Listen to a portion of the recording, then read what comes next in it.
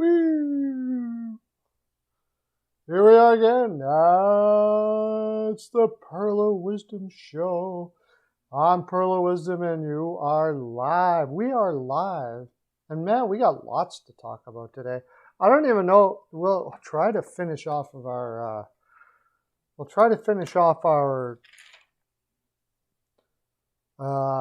bounce back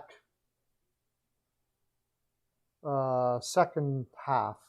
We ended at the Canadians, but we'll try to finish it off. But we got to talk about Kaprizov, Darling, Phil Kessel hurt. How do you find this stuff out, Weichel? You're freaking all over it. Phil Kessel's hurt. That would suck for them. Kessel, yeah, here we go. Just came up.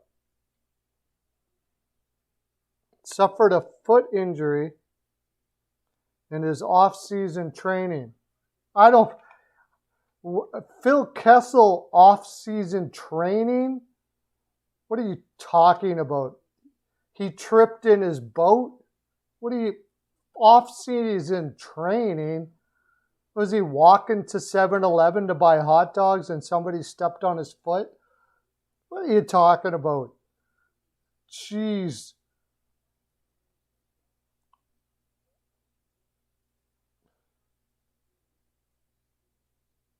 Off-season training. Okay, so 2 to 3 weeks, which is about when the regular season starts. So in other words, Phil Kessel doesn't want to go to training camp. Hey, Lauren, how you doing? He doesn't want to go to training camp. Off-season training. When the hell does Phil Kessel off-season train? What are you talking about? He's on a streak of 900 consecutive games played, and the guy never... Wow. He'll be there. He just doesn't want to go to training camp. He's probably not all that interested in this season, really. He's just waiting for trade deadline. Yes, Kaprizov signs in Minnesota.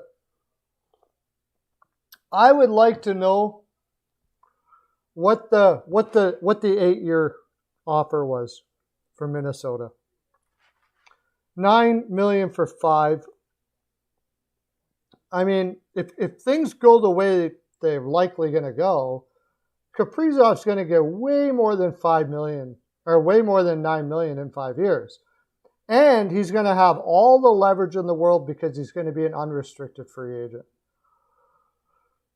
So I don't know. I would have gave him 10.5. The thing is, though, you wouldn't have got Fabry. I think that's really what it all came down to, is they want to get Fabry signed as well.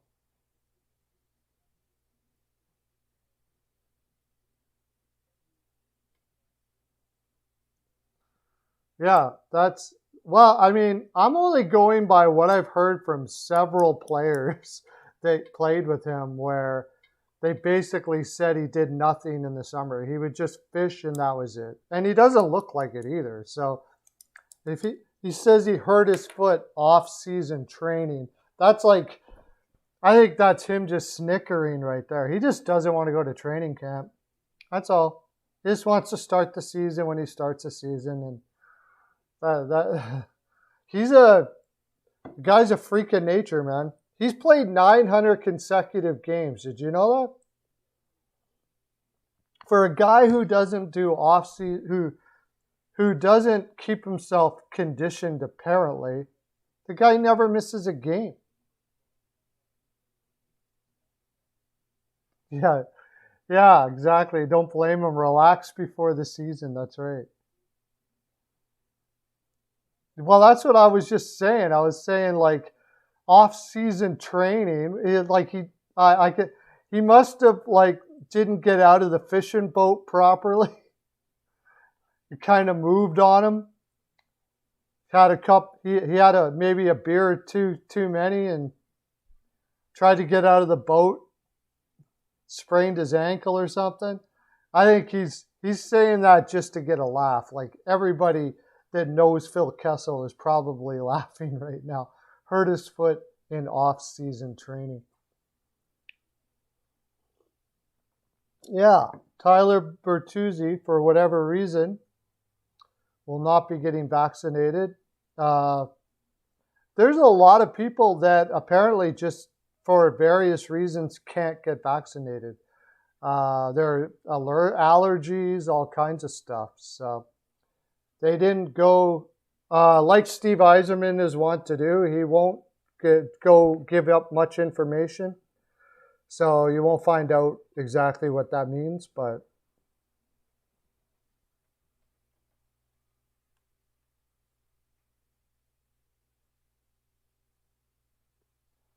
well, you might get more than that because ESPN's going to cover a lot of stuff now.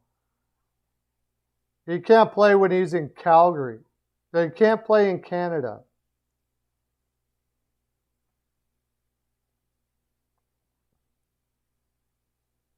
I think I'm going to go live on TikTok today.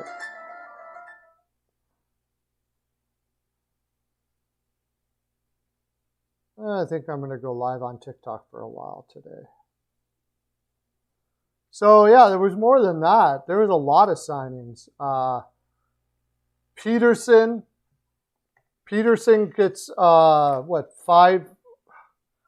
What was the average for Peterson? Was it 5? It seems like number one goaltenders are $5 million a year now. That's pretty much the market. Oh, yeah.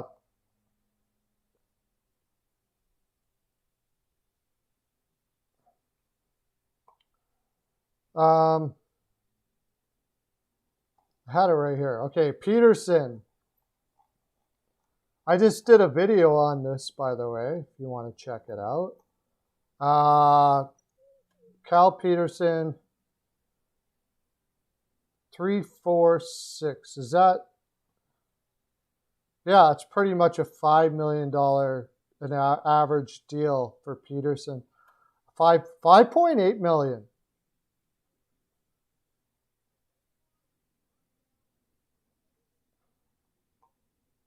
$5.8 million for Peterson. That's putting a lot of confidence in a guy who hasn't really, he's only had a couple of years as number one. But when you watch Peterson,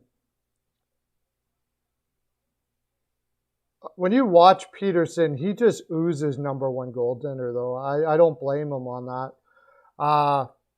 3 years at $5 million. I think he's 26. He was a late bloomer.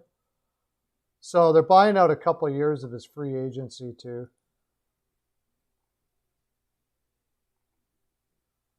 I shouldn't have got rid of all that my cat-friendly stuff on this. No, it carry a cap hit of $5 million.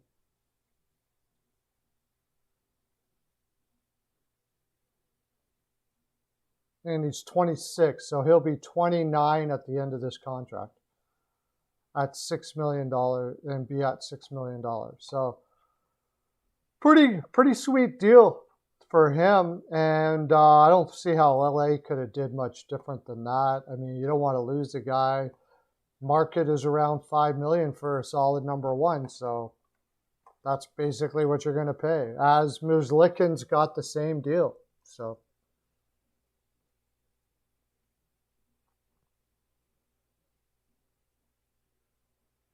Oh my gosh, you better hope not.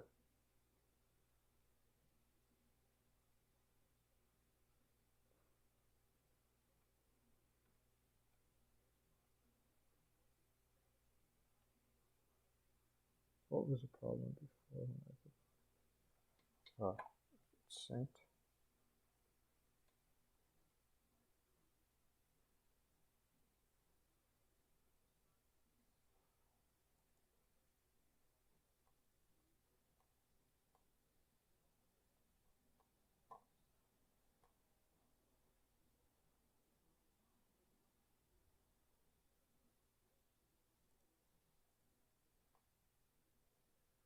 Yeah, I hope it's. I mean, I hope for Carolina's sake that's not true because they are screwed if he's injured. Absolutely. No doubt about it. I mean, they have Ranta. Ranta, if he's okay, but I mean, that guy's been injured an awful lot. And that's been the big problem with Carolina is, are they going to be able to, no, he's not a decent goalie.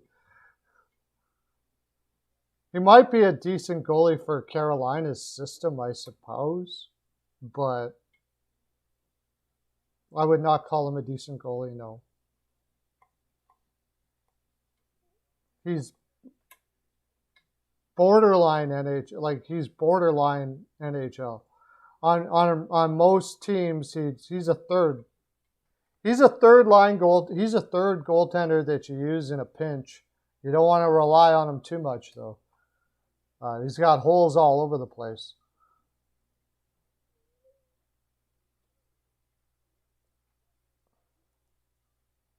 Another one was, okay, Stalik's not going to play. Rasmus Dahlin.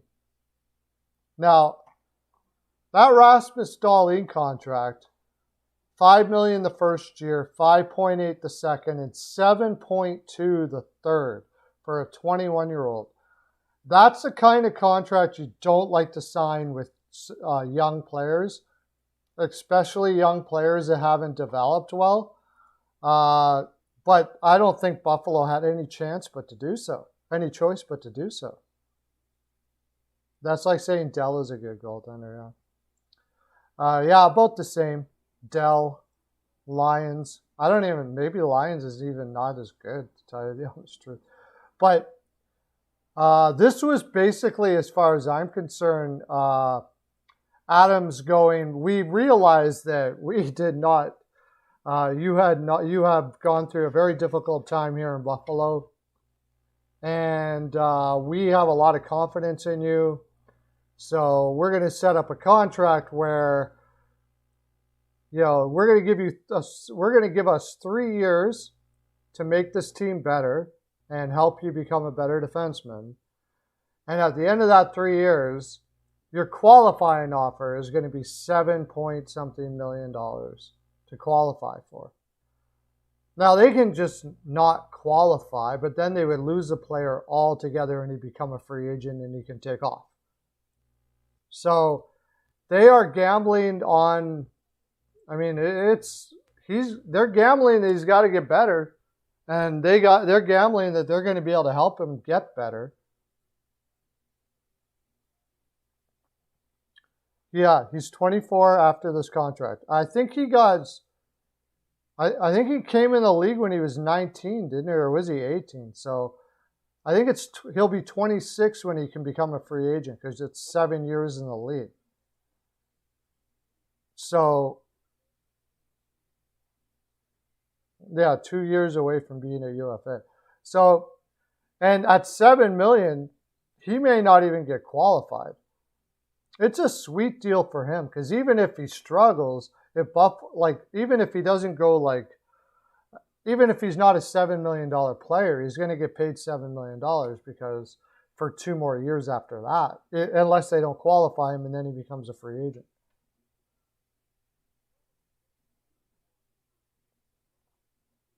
So not too shabby. No, Alex Stalik's got a heart condition of some kind. And that's probably it for his career, I imagine. I would have to think that's it for his career.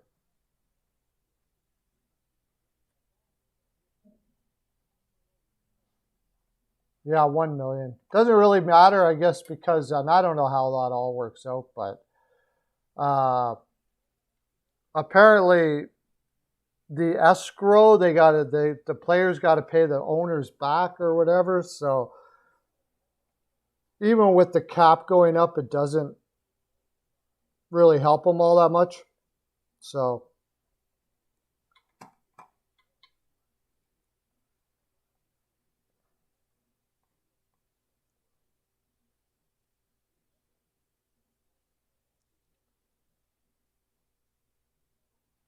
but that Buffalo contract was, I think it's a smart move by Adams. They really don't have a choice. At this point, Adams is like bailing water out of the boat, pretty much. He's got to try to make as many people happy as he possibly can. He's got Owen Power there, who they gotta get confidence in everybody. So here's your number one supposed to be franchise defenseman. When I used to watch him in Europe, like before he got drafted, that guy looked like he was going to be the next Hedman. His skating was superb. And it's just, they absolutely dropped the ball on Dahlin. Huge.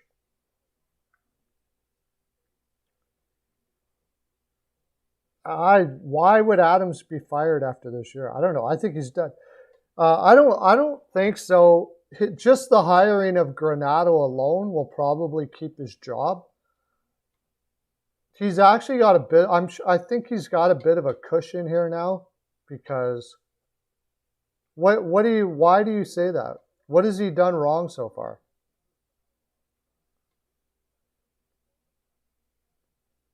I don't see what he's done wrong so far.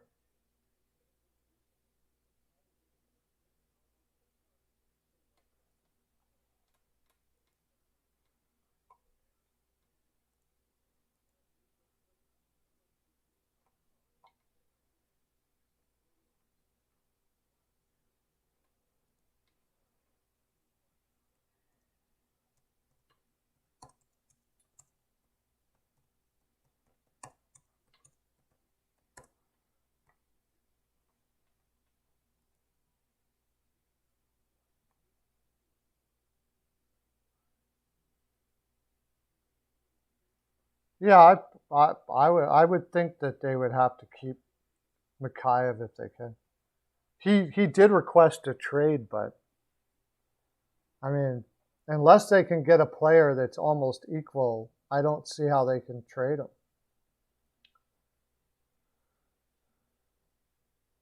I don't think that Adams has anything to do.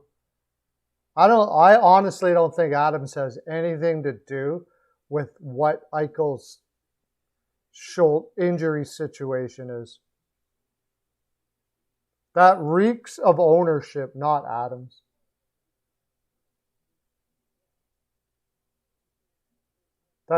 I don't think Adams doesn't care. Adams, if it was up to Adams, Adams would be like, yeah, have every surgery you want. I don't care.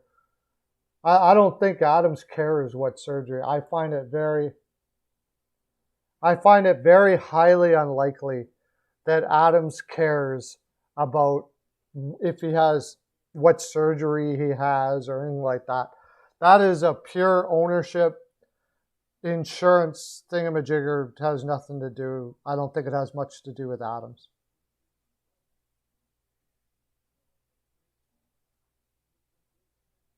That's my take. I don't think Adams has anything to do with that whatsoever.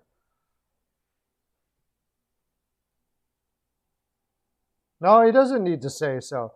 His hands are also tied to be able to say so. And that happens a lot in, as a general manager, there's lots of things that you just can't say. You have to take the Austin Matthews is just taking some extra time. I'm pretty sure if there was a game when camp started, he'd be playing.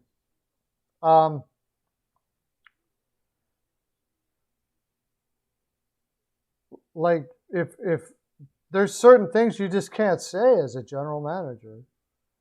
If you listen to some old guys that used to be general managers, and they sort of will talk about some things that happened when they were a general manager. There's lots of times that they're just doing what they're told. What are you gonna do? At this point, you got to make it look. You got to toe the line. As a general manager, you got to toe the line. A general manager can't go up there and say, our owner, the Pagulas don't think it's wise. You're speaking for the organization. So whatever their decision is, you got to be behind it. You have no choice. And why would he get fired if that was the case? If his hands are tied, and like, what's he gonna do?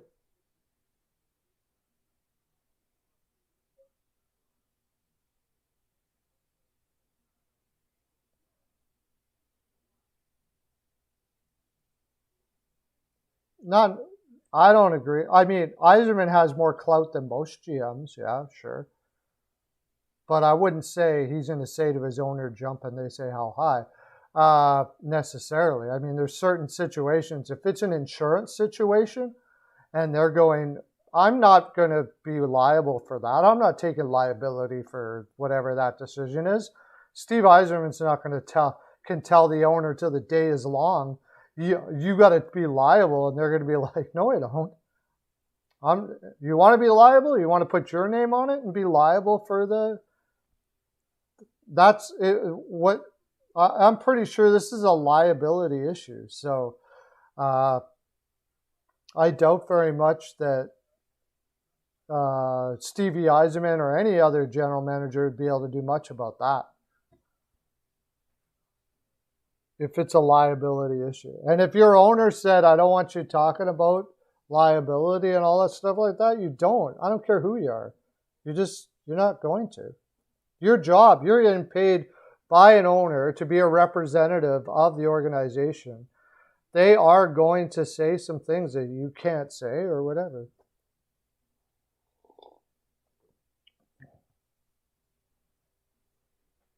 No, I don't agree. He can probably say more.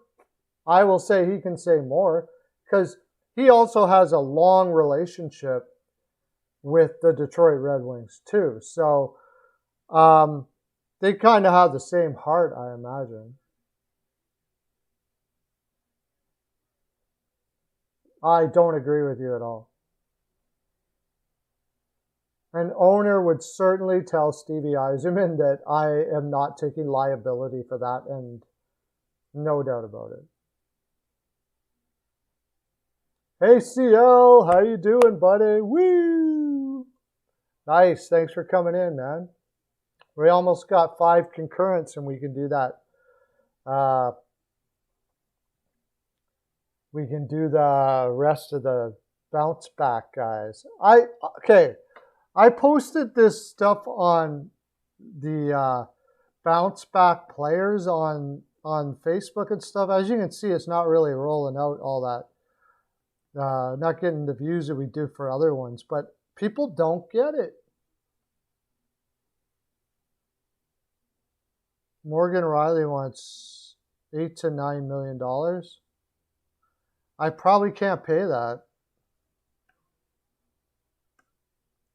I'm just not a Morgan Riley guy. That's the problem with me.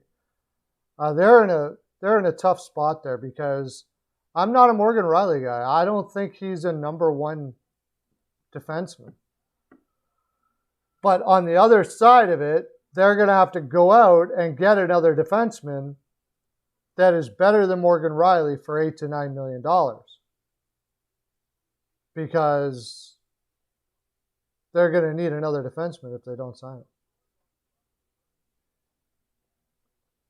They're going to have to get another defenseman no matter what. If that means trading forwards or whatever they got to do, they need another defenseman. They can't go with what they have. I think they're going to be forced to trade one of the big 4. I can't see any way around it. They're going to be forced to trade one of the big 4.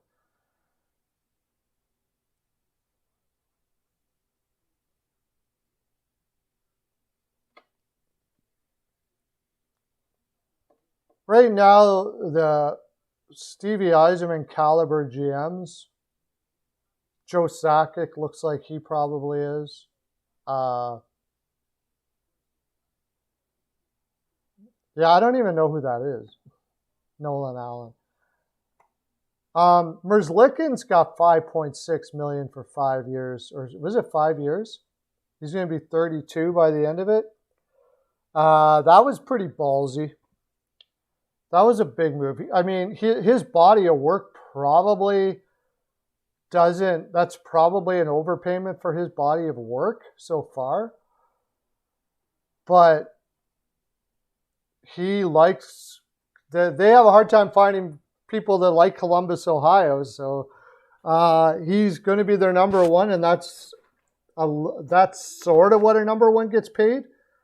I would have thought they could have kept it around 5 at least for what he did, but they signed him up to a big contract. Robert Thomas for 2.8 for 2. That's a bounce back contract. Like, he was going on a decent trajectory, and then last year was just a disaster. Like, just a terrible. He only had 22 shots in 30 some games last year. That is brutal.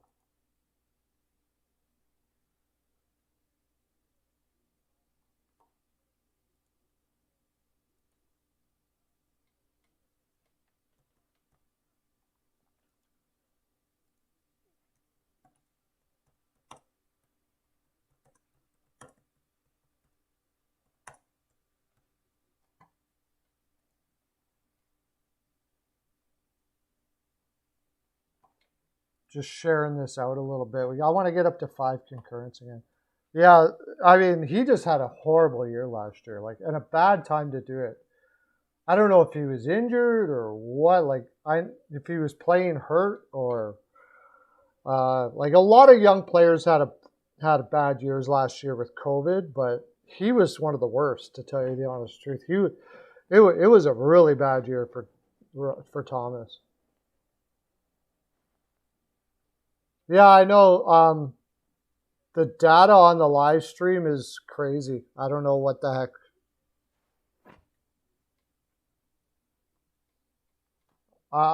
It's doing that all the time. I'm going to try to share this out to some people.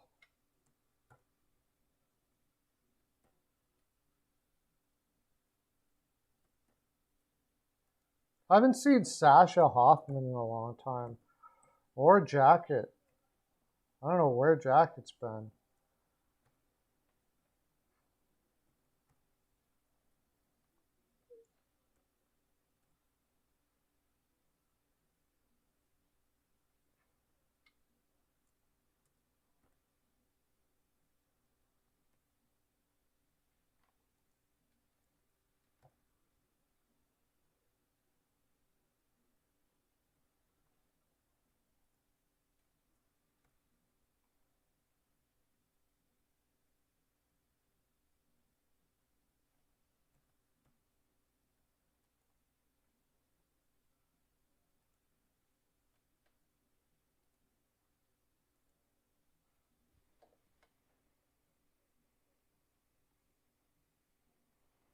Yeah, I heard that on Where Was I or When Did I or something like that. I saw that on social media asking that question.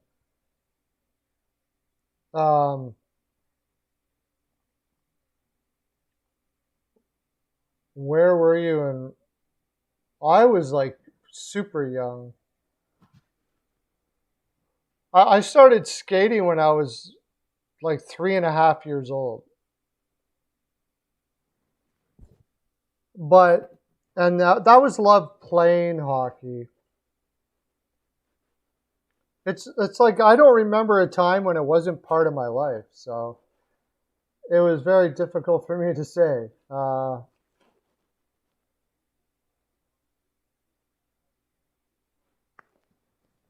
When I first, like I said, I could go back down as far as 3.5 years old. And I started walking late. That was a funny thing. I actually started walking late.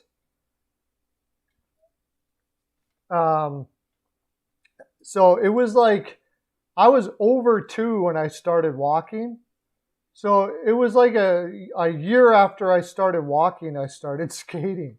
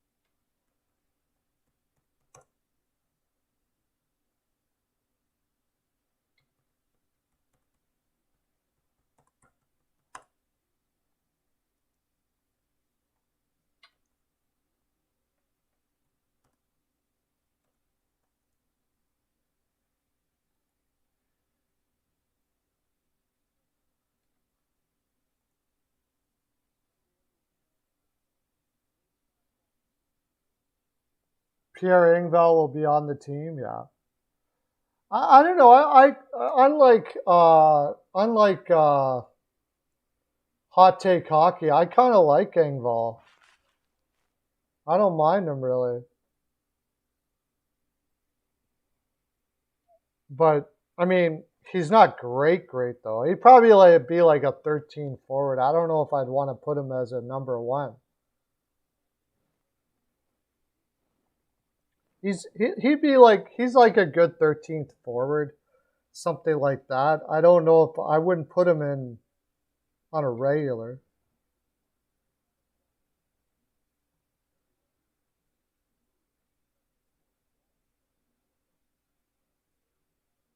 Oh, it was the Olympic hockey that got you into it?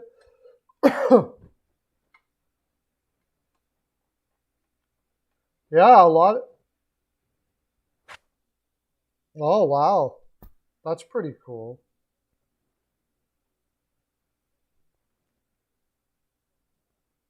That's interesting.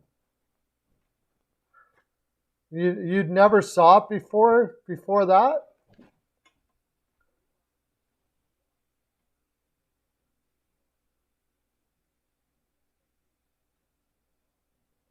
Yeah, I mean that's interesting to say, Lauren. It's funny, like I can't imagine. I have a hard time imagining hockey like if I hadn't seen it, and then somewhere along the line it just came out and said, "What's that?" You know, like. But my wife, on the other hand, like she'd never really watched it before. She didn't know. She's from the Philippines, so when she came and saw it, she thought it was interesting, and she does watch it every once in a while. She's a Sidney Crosby fan. But what she would laugh because of all the scrums and guys like fighting with each other and stuff like that. She's just like, "What's that all about?" Like she never seen anything like that before. She was like, that's allowed? They're allowed to just grab onto each other and start. Yeah, I was like, yeah, that's hockey for you. But that was like the weirdest thing, and I can understand that because like what other sport does that really?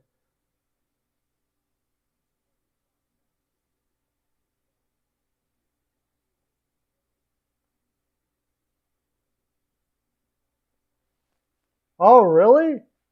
You thought it was? No, it's definitely. I mean, I guess it is for fairly wealthy people, I guess, or at least above average wealth, because it's very expensive for the equipment and the rink time and all that kind of stuff like that. But I mean, hockey players are known to be very good to fans and all that kind of stuff like that. Oh, okay.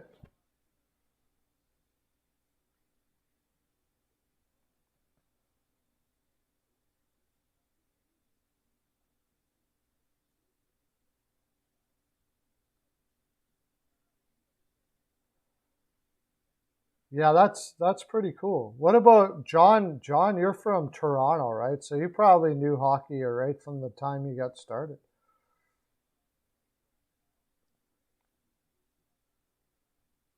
Michael Bunting to start in the AHL. Now that's surprising. I'm surprised. Why? I don't. That's surprising. With that lineup, I can't see why Michael Bunting can't win a job after what he did in Arizona that top for the time he was there. But he's one of those guys that it's hard to say. It would probably be a little difficult for him to play a full 82 and lots of minutes. He's pretty small. He's not the strongest guy in the world. Uh, I mean, strong based on his size. It would be very difficult to take the punishment that he would have to take to play an 82 game season. But the same can be said for Garland, actually. That's going to be interesting to see what Garland can do for a full 82 season.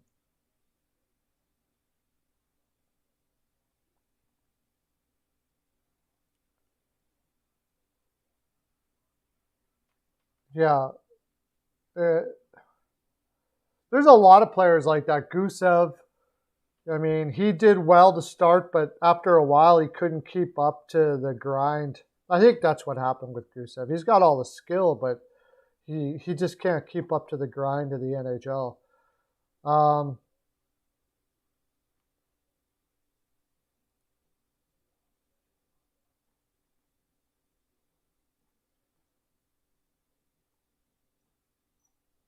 Kaprizov, Merzlikins, yeah, we talked about all the signings.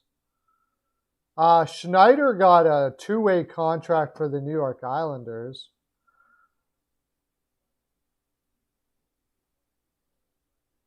Which is interesting. I guess he'll play when there's injuries and stuff like that.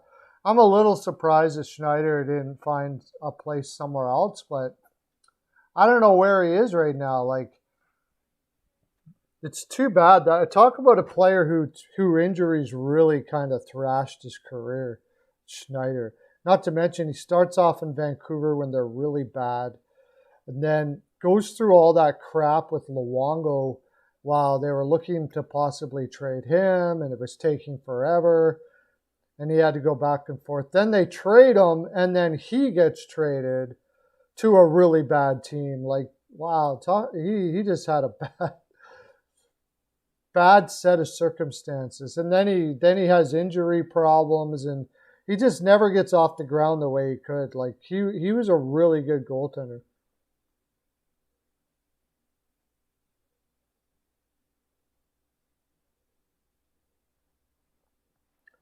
Usually people throw around terms or phrases like this.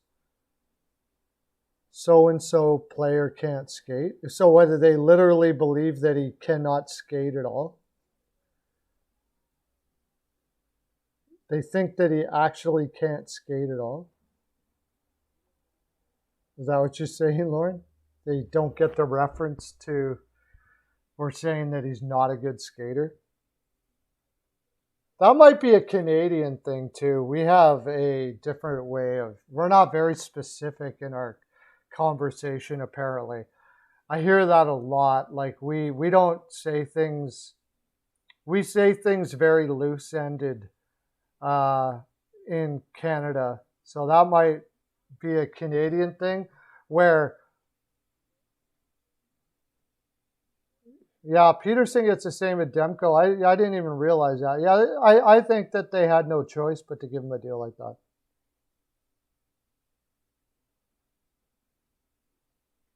Because they literally think that they cannot skate at all. That's what I mean. The guy can't skate. And meaning that he's not a good skater. And I said that's a very Canadian thing for us to do. We say things that are not literal a lot, where in the United States they're very literal. They'll actually tell you while watching golf, that was a great golf shot. And I'm like, well, what other kind of shot is it going to be? I'm watching the golf that you're talking about right now. And a lot of stuff like that. Same as in football, they say that. I'll say that kind of stuff like that. Pedersen, yeah, same deal as Demko. I'm not so sure Pedersen is going to be as good as Demko, but he's going to be what Demko is for Vancouver to LA. He's going to be their number one for sure. So they got him wrapped up for a while there. I really like him a lot. I'm not sure I like him as much as Demko, but that's saying a lot too.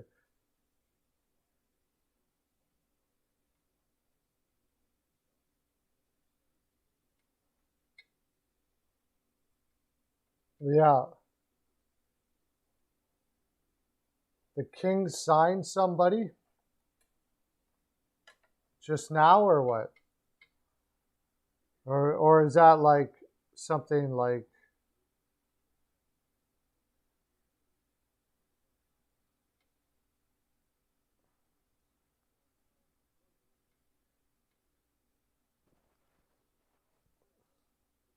Who did the Kings sign? Oh, they extend Cal Peterson. That's what we're just talking about right now. Yeah, they signed Cal Peterson, their goaltender, to the same contract as pretty much Demko.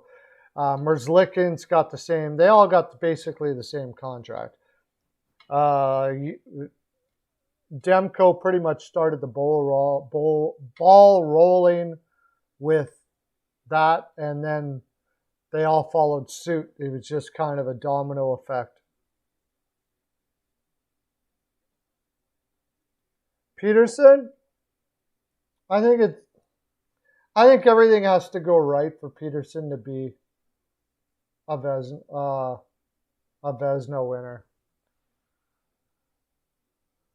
I don't know if I put him in that upper echelon. I think Demko will be.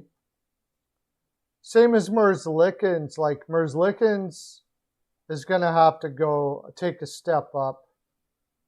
When you're competing with Spencer Knight, what if Carter Hart can get back to where he was before? Swayman, like Spencer Knight and Swayman are as good as Peterson is right now. So how good are they going to be at 25, 26 years old? You see what I mean?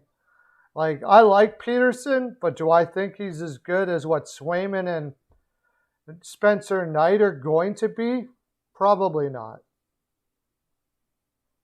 Those Spencer Knight and Swayman at the moment look like they're going to be winning a lot of Vezinas in their future. Now, we've seen this before, and a goaltender falls off and they're not as good, end up not being that great. But I'm not sure Peterson's upside, he's got some upside. He's 26, but he's almost to the point where he's as good as he's going to be. No, I heard that Chiarelli's going to Arizona. Was it the Blues? I thought it was Arizona. It might have been one. Oh, it might have been a different Armstrong I was thinking of.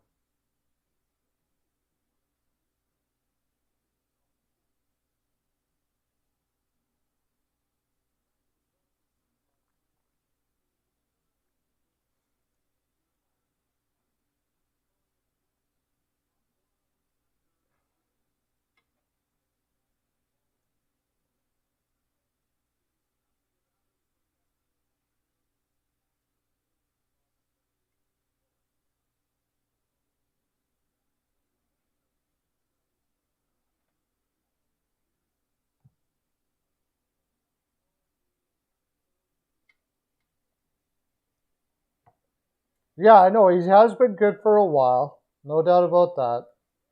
But, I mean, he took some time. I don't think he was, at the same age, he wasn't as good as Swayman. Or he wasn't as good as Swayman or Spencer Knight.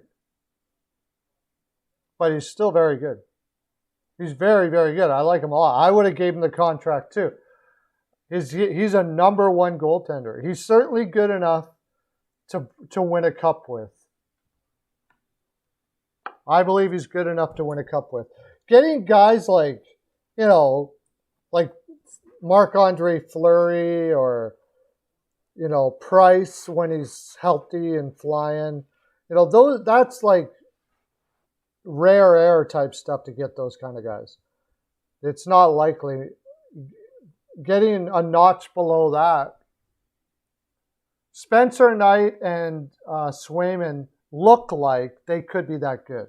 I wouldn't say Peterson looks like he's going to be Marc-Andre Fleury good.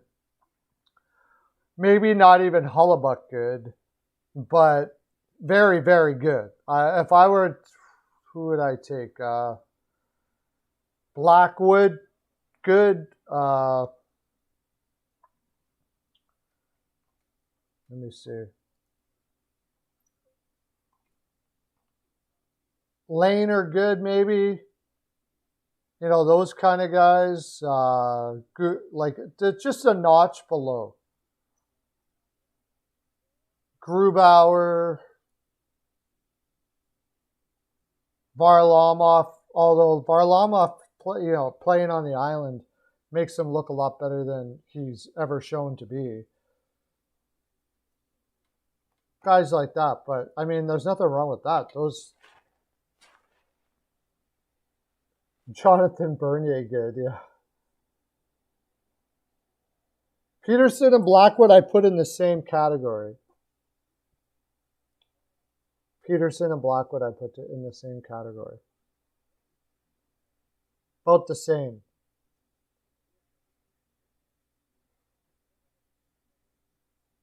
Both of those, both Peterson, Blackwood, like the one, Demko I would put a little bit above that. Demko could possibly be in the category of like the next category. We'll see. We'll see. But he's got such a bad defense in front of him. It's kind of hard to tell. Crawford. Yeah, there's a good one. I mean, how good was Crawford? He was really good. Enough to win a cup. He's good enough to win a cup. Absolutely. With the team that LA is building there, he's good enough to win a cup. For sure. No doubt about it. I think Blackwood's good enough to win a cup. As long as the team is super solid around him.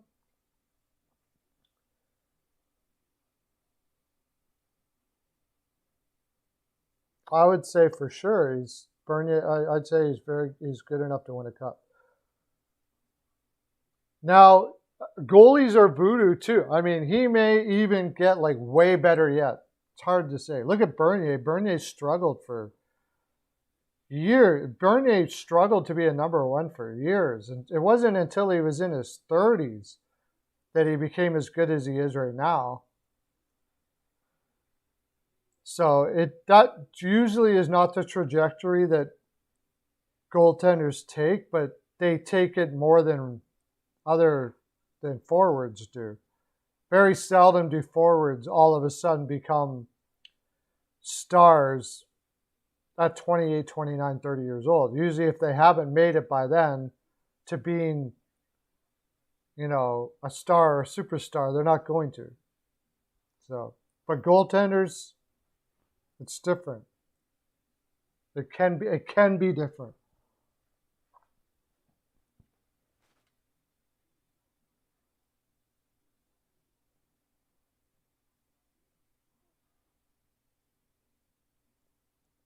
Yeah, well, they got McClellan there too. I mean, on paper, their defense is not spectacular, but it's good. But I don't think McClellan. I don't think McClellan gets enough credit for how good of a coach he is.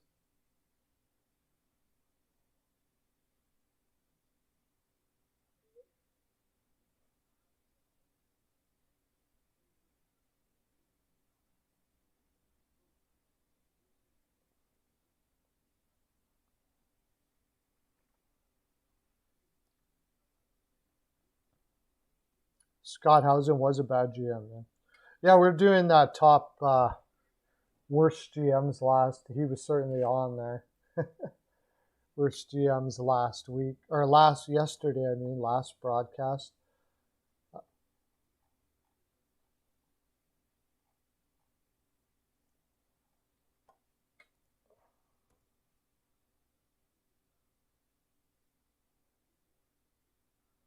They must be getting low on news when you got Flyers signed J.R. Avon.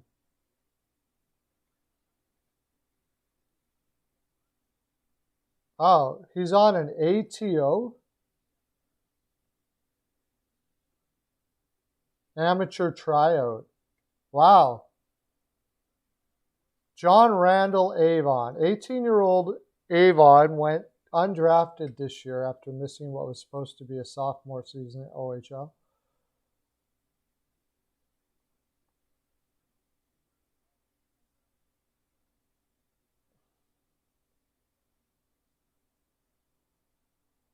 Wow, so he's pretty much a walk-on and he got a contract. That's pretty exciting. Pat Burns was not a bad head coach, no.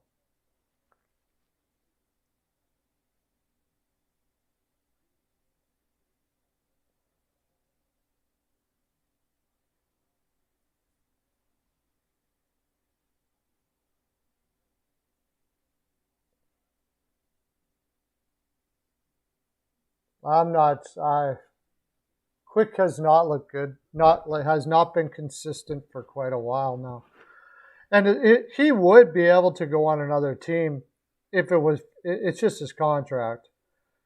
Maybe isn't this his last year of his contract? Maybe at the deadline this year, somebody might give him a shot.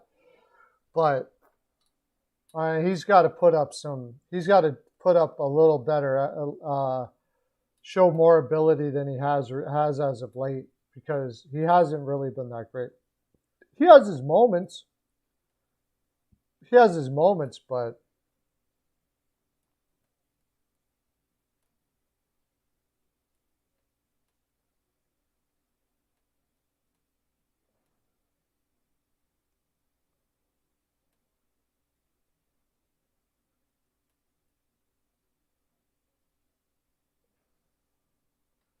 somebody might take a chance on him. I mean, I guess if he, like any goaltender, if he got hot, but it's really got to the point where I think it's time for Quick to call her a career here pretty soon.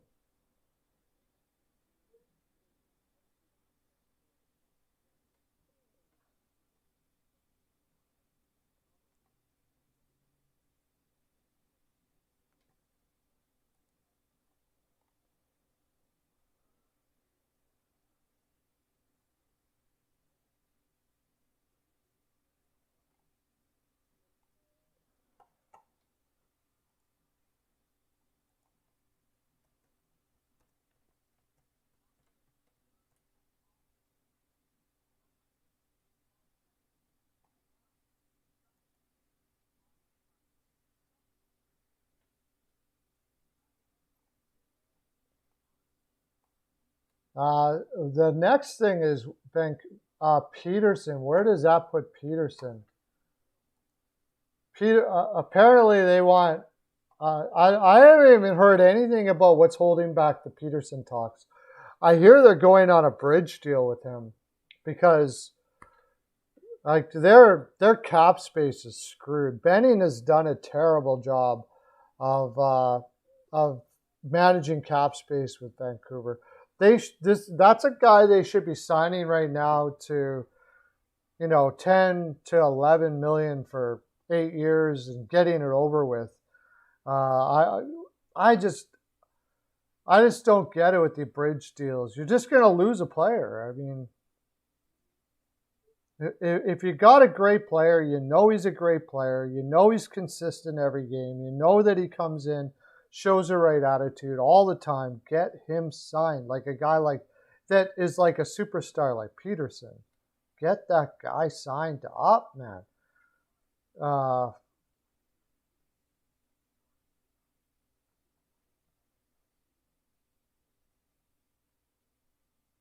The Staples.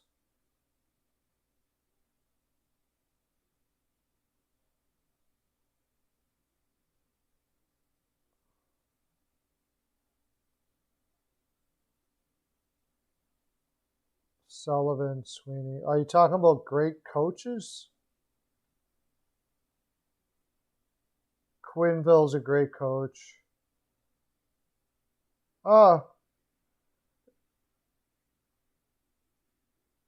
Everson.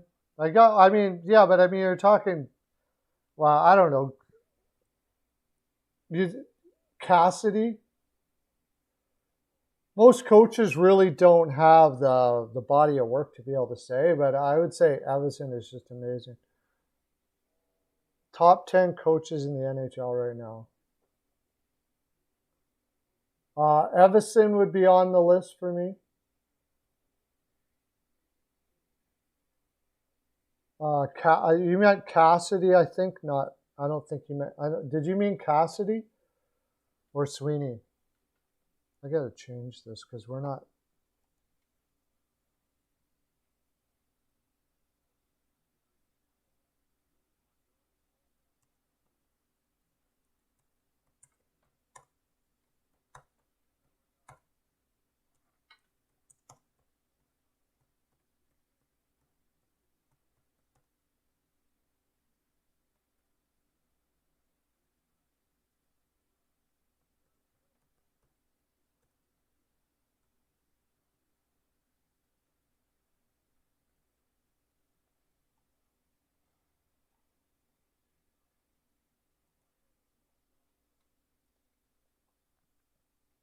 Yeah, Cassidy.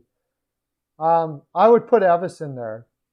His body of work isn't great, but um, I guess you can't really put Lindy Ruff there as much as I'd like to, but his body of work is not great. Yeah, he was coach of the Washington Capitals.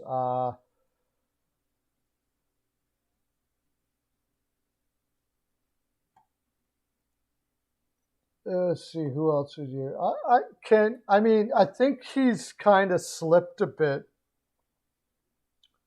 But what's his name for Washington?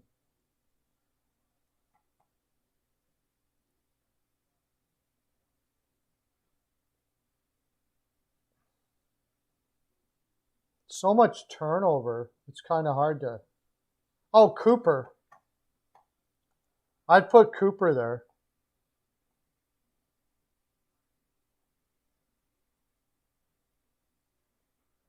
Well, Calgary has to prove themselves. I don't know if Sutter has to prove himself anymore.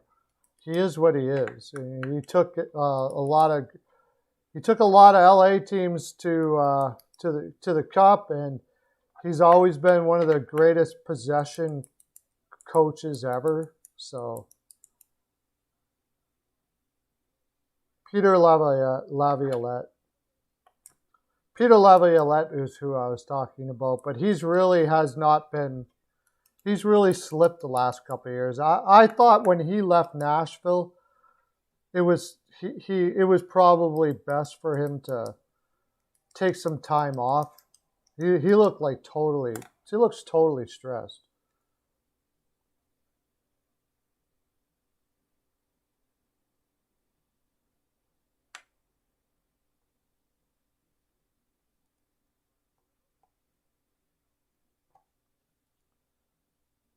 Yeah, I would put Cooper there. I guess Paul Maurice would be there.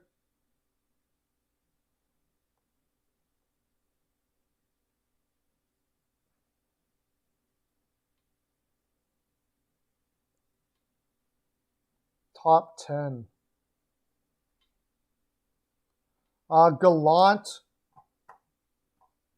Gallant would have to be in there. That's almost 10 there. Gallant. Yeah, he was great when he was younger, but he's really hasn't been all that effective the last couple of years, Lavi.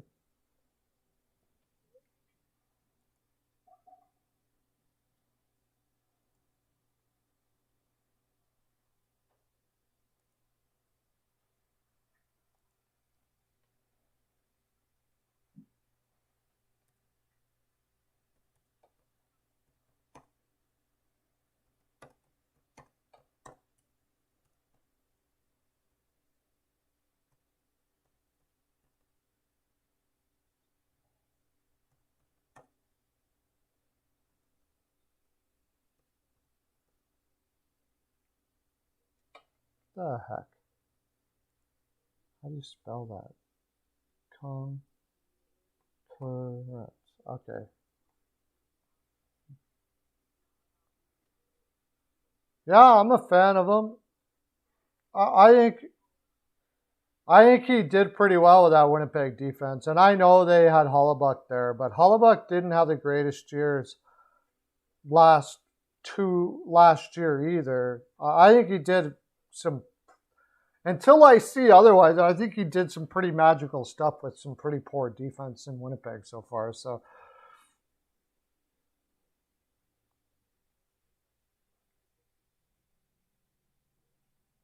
uh, yeah, he brought a Carolina team, and then Toronto. I mean, I don't think he did bad in Toronto either. It just that was a mess of an organization when he got there. Uh,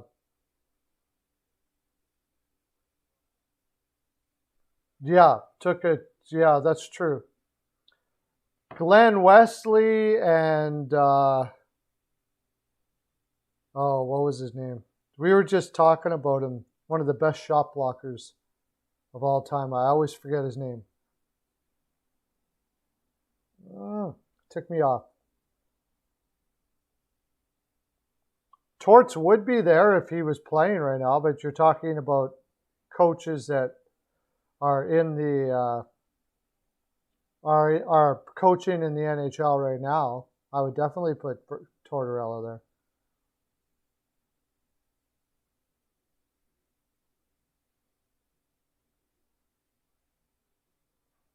Not Ward.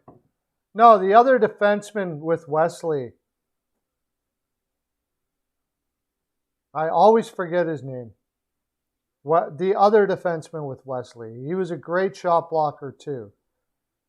I just heard his name last week, and then I'm like, I'm not going to forget that guy's name. Brett Hedican was on that team too, wasn't he? That was like very underrated players on that team.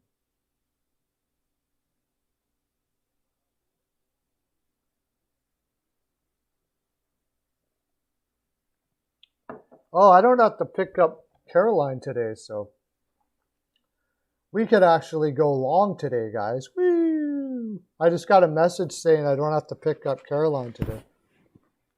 Hill, there's a good one, but that's not who I'm thinking either. Just wait. Maybe, was he not on that team?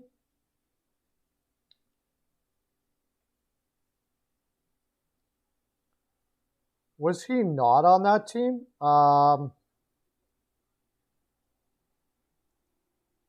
No, but those are blasts from the past.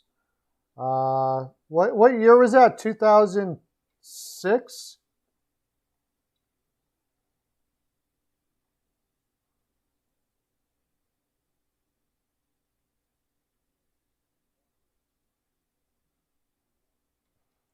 Yeah, he doesn't even have a 3-year window anymore, though. Sorry, I didn't see that. He doesn't even have a 3-year window anymore. Like in Nashville, it was getting ugly. Man, you're naming everybody but the guy I'm thinking about.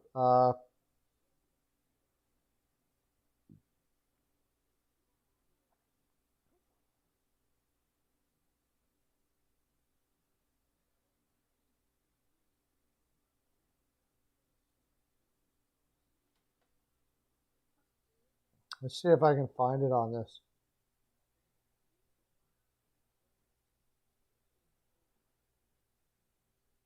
Tim Gleason. Tim Gleason. Tim Gleason. Now, I already mentioned Hedigan. Tim Gleason.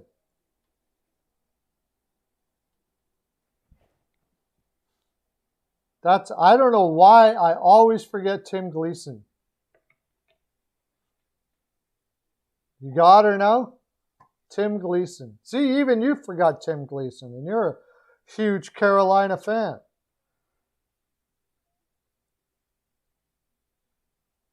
Oh, he wasn't on that 2002 team. Okay, so that would be part of the reason. He must have been later than that. I thought he was on that 2002 team. Bueller. Okay, we got 5 concurrents. Do you guys want to continue on with the bounce back player? Do you guys want to continue on with that?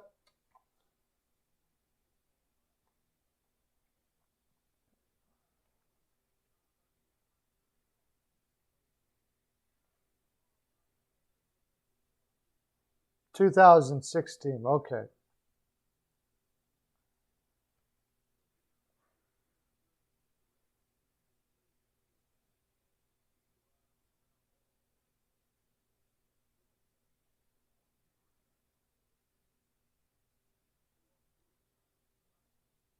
All right, let's do it. Did you all watch the one that I did for the one that we did? I did for us, I guess. Our video that I put up already. Wow, I just did a video on all the signings and stuff like that. We're getting a lot of views on that sucker. Pretty good. Wonder if anybody said anything on it.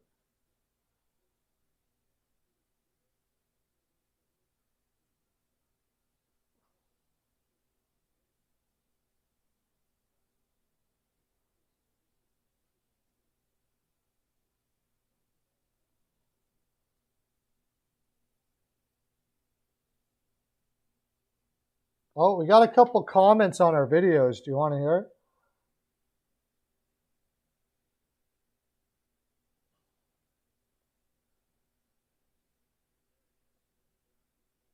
It gets us past. So I did that video on all the contracts, and it said it gets us past the buyout, so that's a good thing. Oh, okay.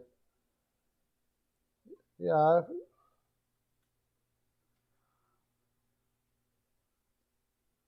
I'm going to say, the guy said it gets us past the buyouts. It doesn't sound like the Minnesota fans were too happy with this deal, but they don't want to say it.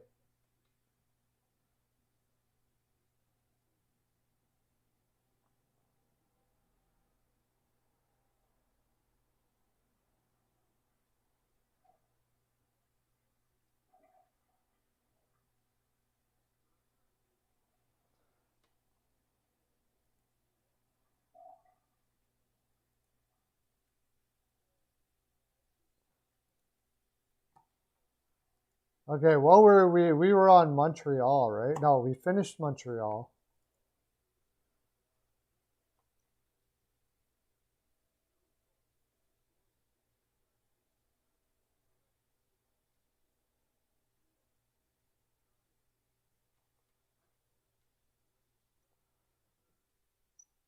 What's after Montreal then? New Jersey Devils, I think.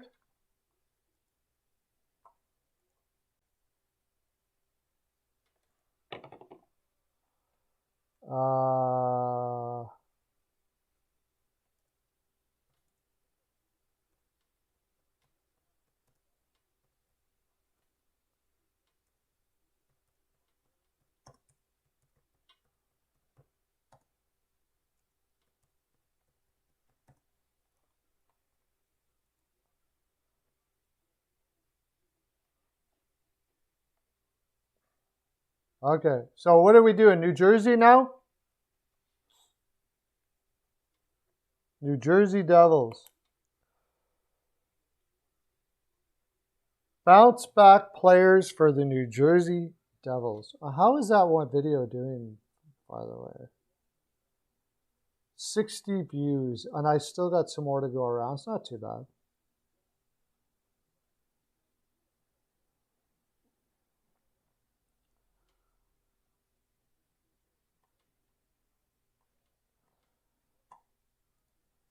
New Jersey Devils. Apparently, a lot of players had career years last year, so it's kind of hard. I think you could put Tatar there. He didn't have a great year last year.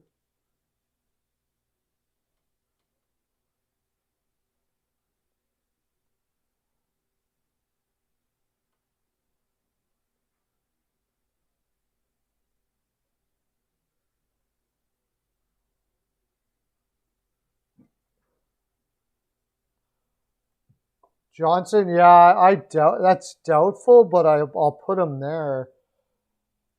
Johansson or Janssen, yeah, yeah. I think that's kind of what he is now, to tell you the honest truth. But he's only 26, so could be a bounce back here. Maybe PK Subban finally has his year. Oh yeah, Weichel got Subban. Subban finally has his year. I think that one's in the unlikely category. It's just been such a long time for him to be a player yet, so that he has been the player that he used to be anyways. Possibly with all these new defensemen that came in, though, you know, if he gets to play with Graves, that might give him the opportunity to be a little more confident in the offense and put up some more points. So it's possible. I think you could put Blackwood in there because he had a lot of injuries last year.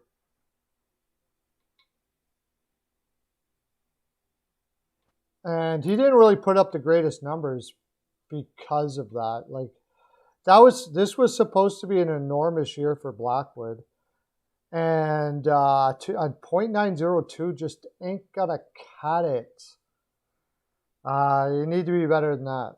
So I think you could put Blackwood in there. But that's about it. Because like I said, everybody had, so many players had career years last year.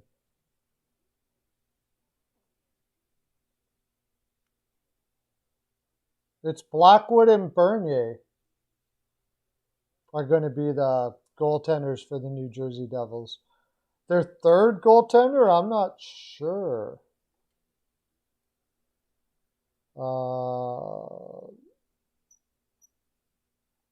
Miners. Scott Wedgwood still. They signed Scott Wedgwood again.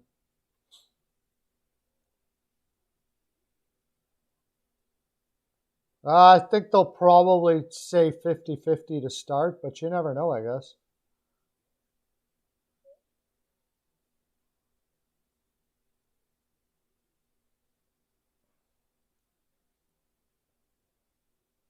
They have VC on PTO, yeah. I don't see him making that roster, though. I don't know. VC just never got it going. He's too perimeter. He's too soft. His skating never came together. I don't know what happened. He had a year or two good with the Rangers, and then Wedgwood will probably be in the AHL, yeah. Yeah, with Michael Hutchinson, who surprisingly had a good year last year.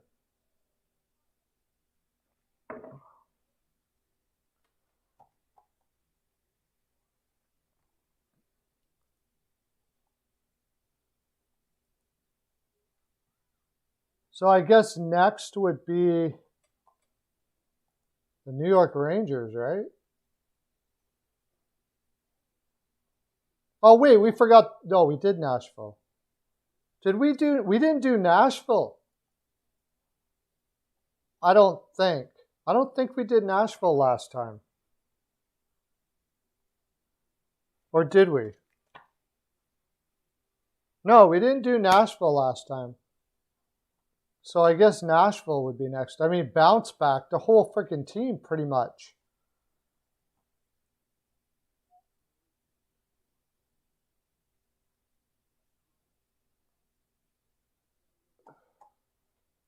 Who do they have coming up?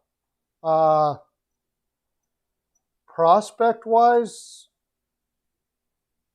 I've never heard of the two goaltenders. Jacob Malik, or Jakub Malik. Where is he out of? Czech Republic. And he's not even playing in the first league yet. When did they draft him? They just drafted him in 2021. So,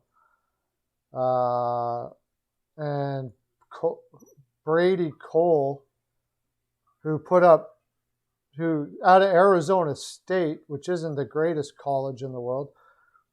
They drafted him in 2019. He put up okay numbers in college, but nobody spectacular. In the minors, they got Nico Dawes.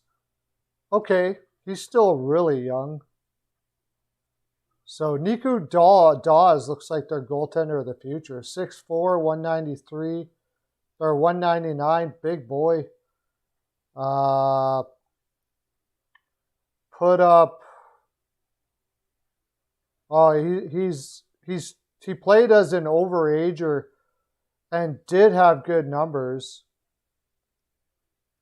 But, I mean, I wouldn't say his trajectory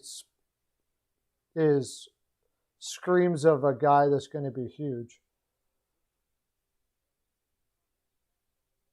Oh, did you say the Sabres seem to shit out great goalies?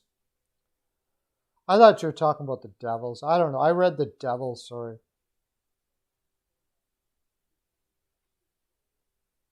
Okay, let's throw out Nashville then. Who's their bounce back player?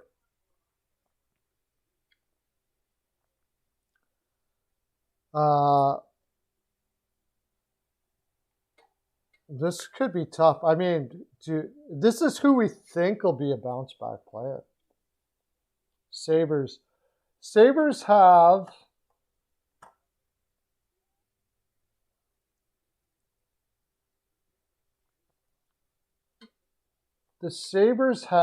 that kid that they played last year.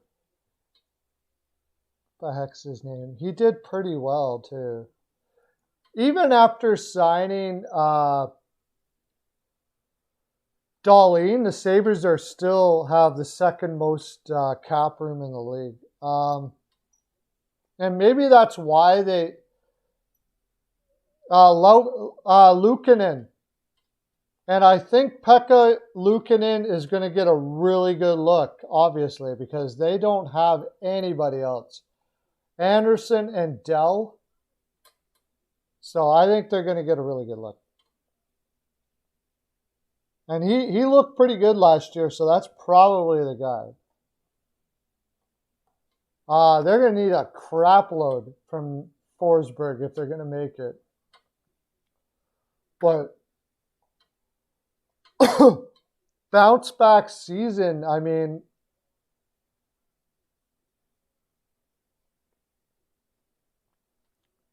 nobody, like, there's so many guys. How would you say Matt Duchene and Ryan Johansson?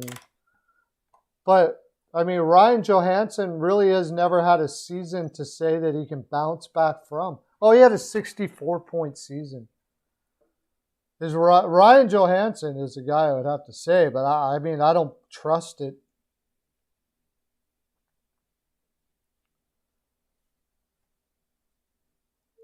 Well, did Josie have a bad season, though? He had 33 points in 48 games. Played pretty stellar.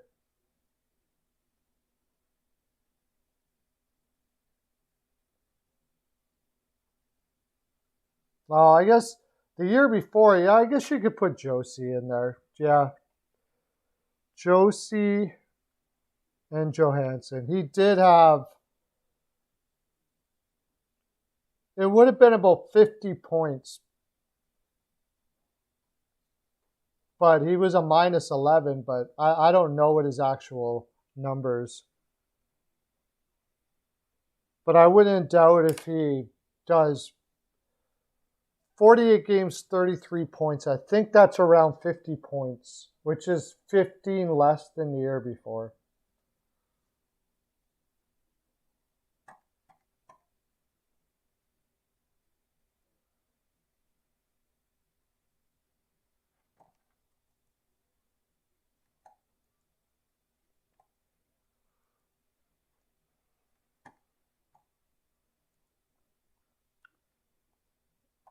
All right. New York Rangers. Now we're on the New York Rangers. I'm sure of it. Now we're on the New York Rangers.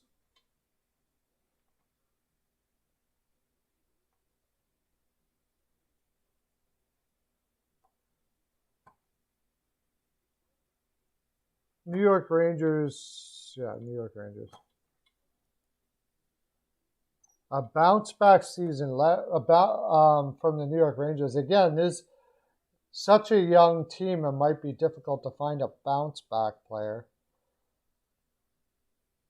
Maybe some of the guys that got traded to them.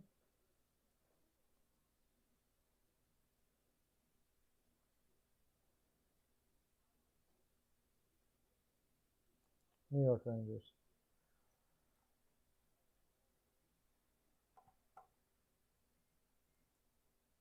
Trouba would be one. I think he pretty much is what he has shown now, but it could be.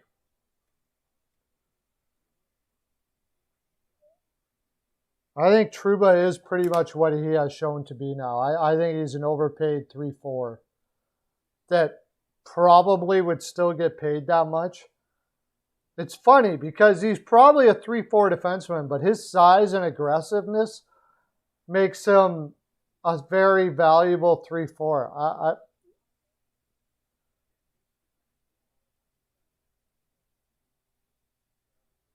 so many of their players are either going to be breakout players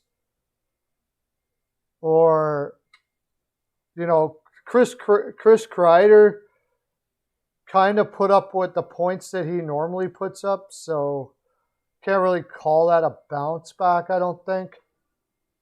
It's about his average. In fact, he had 4 less goals in 13 less games than the year before, so that's pretty much what he is now. I'm not sure if Akil Thomas will make the Kings. That's going to be a tough roster to make.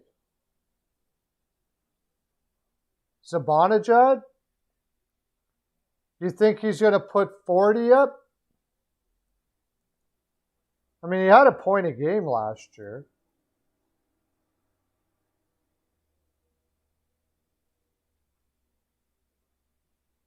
I think that's pretty much the level that he is. He had 24 goals in 56 games. That's pretty good. That's a 40-goal pace right there. Again, that's another 40-goal pace. But he had 40 goals in 57 games the year before.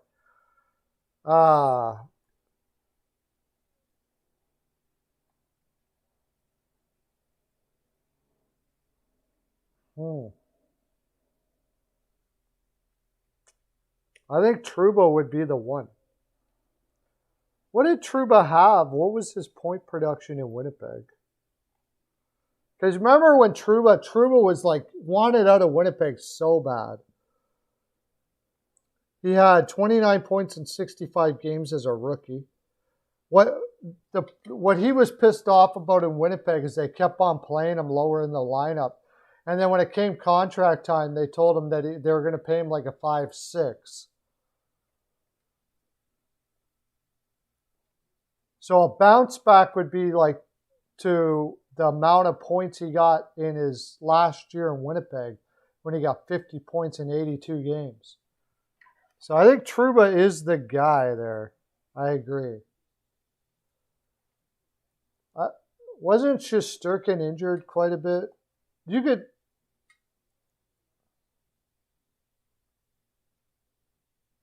Yeah, 50 points. And he has never got back to that again.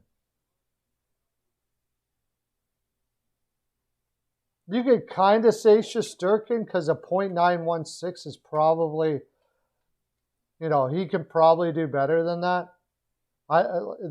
But he doesn't really have enough of a body of work to be able to say that's going to be a bounce back. So.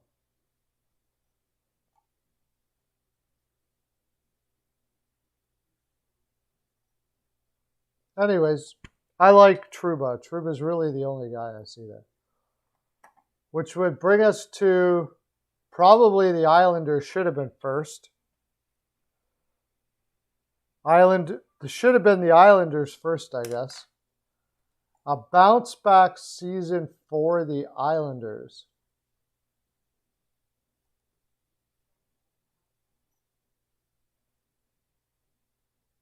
I'd say that's got to be Palmieri.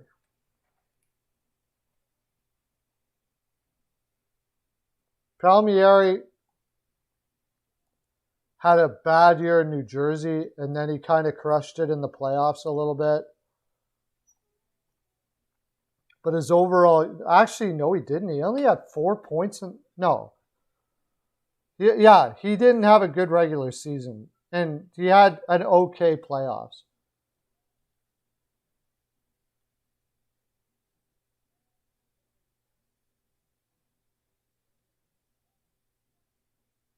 Oh, Laffy, yeah. But I mean, Laffy, that would be a breakout rather than a bounce back because he hasn't played long enough to play poorly and then come back.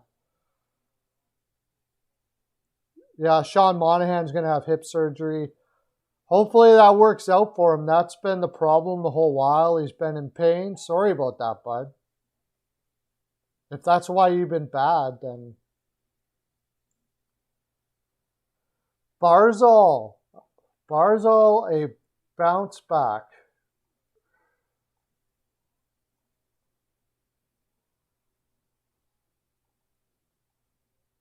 What did he get last year, Matthew Barzal? 45 and 55, a little off his pace. That's kind of been his average, though.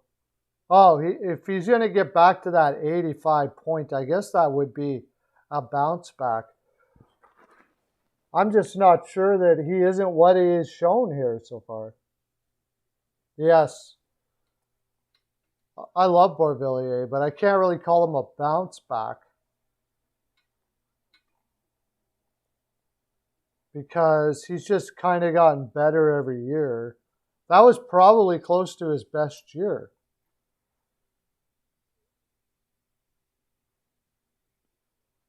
About the same. So I can't really call that a bounce back. Zach Parise at 38 years old have a bounce back year for the Islanders? Maybe.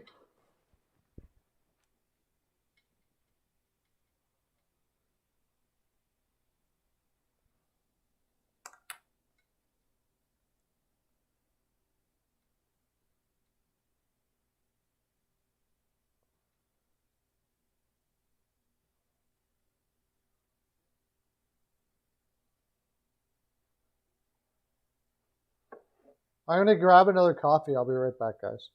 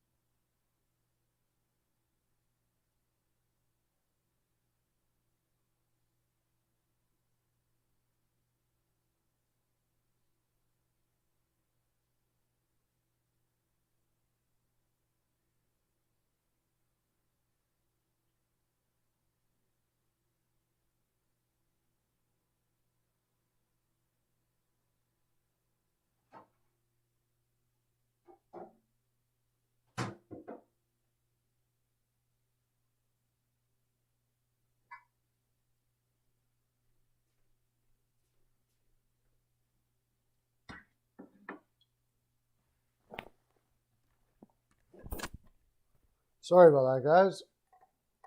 Just got to take a little bit of a break. I think that's Palmieri and Parise possibly. I just have a feeling that Parise is things are gonna be different on the island for him. It's a different atmosphere. I just have that feeling. We'll see if I'm right.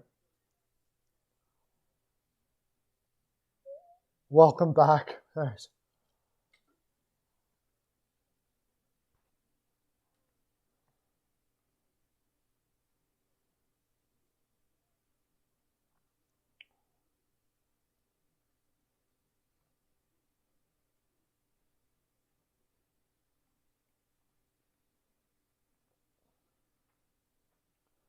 So New York Islanders. Is there another N team? Are we on to Ottawa now? Ottawa, yes. And that's going to be, there's a lot of young players on that team. And a lot of guys that, I don't know who, that's going to be a difficult one. Bounce back for the Ottawa Senators.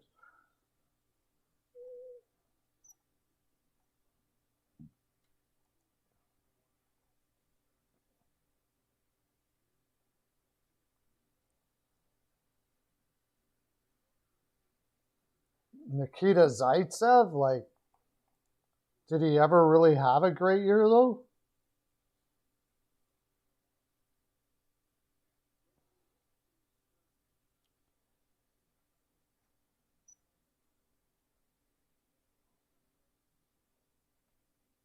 Matt Murray.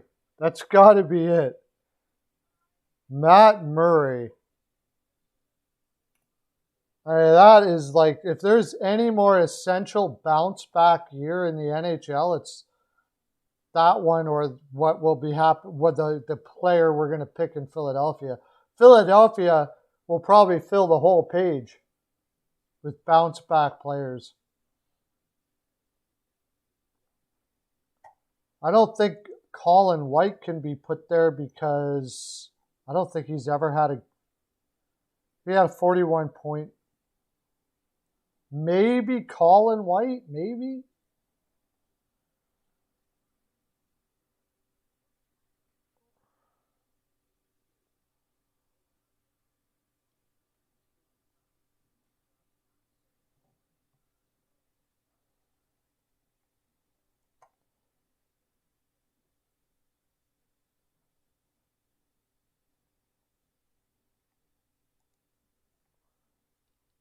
Matt Murray for sure.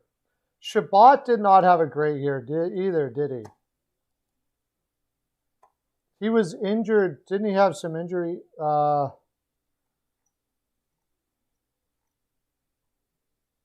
had 31 points at 49 games. Yeah, that's about his average. I don't know if I could put Shabbat. I would say he could have a great year. He could have he could take a step up year. That would be maybe that's what I should have called it, a step up year. But for sure, Murray all day. Murray all day, all day, all day. Get what he deserves. What do you mean by that? Why do you think he deserves it?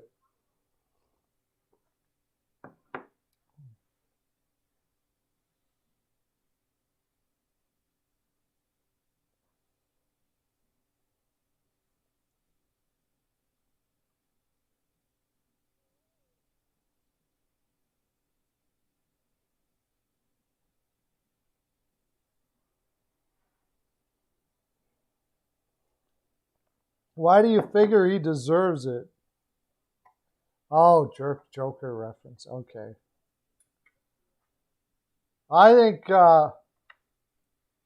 you could be right there though. Murray's when after Fleury left and he got his money, even before he got his bigger money that he just got, his attitude just seemed to be blah. Like he seemed to be like an arrogant jerk. Do you guys agree with me? Like he had an air of arrogance about him. And it's like, dude, you haven't been good for a while now. Probably not a good idea to be coming on not a good sign, a red flag to me that a goaltender has not been very good. Like Bobrovsky too. They haven't been good, but they're acting like they're great. Any player, to tell you the honest truth.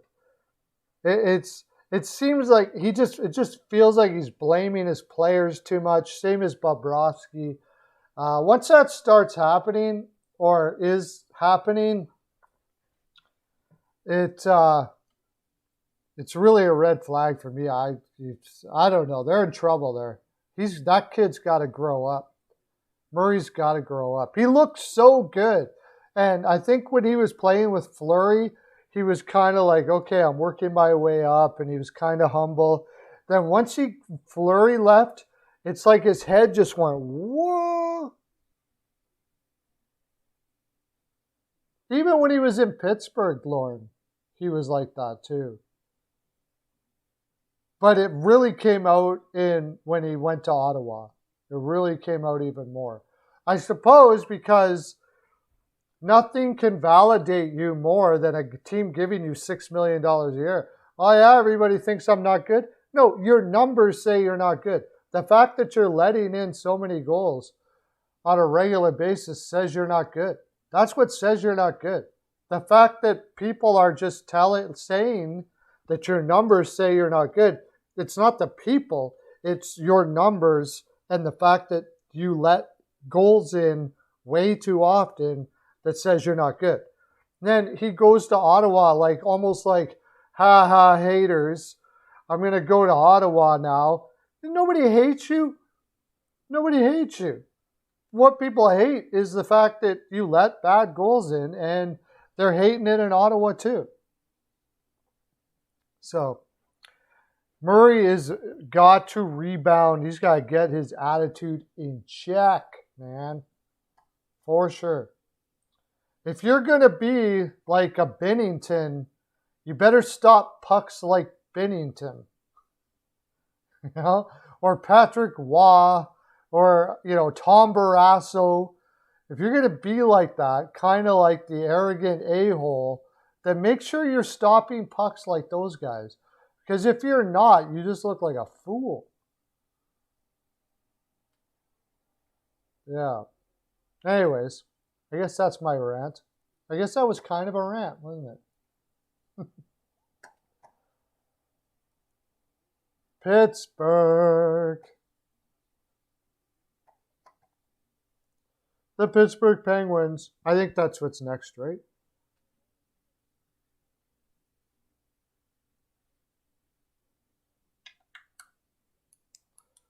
This coming season, you'll get a...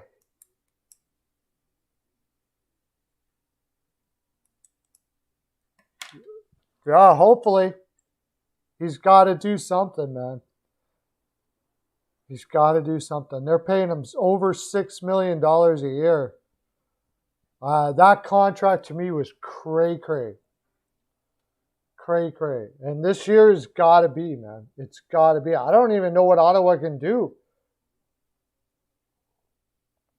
Fortunately for them, they got that young kid Gustafsson there, who I think is already better than Murray, and may leave Murray in his dust. Maybe that'll wake him up. I don't know. Jari didn't wake him up. Jari took his spot. That didn't wake him up. Didn't seem to. Flyers are next. Okay. Well, this should be a long conversation here, because just about every player they have has got to have a bounce back season this year.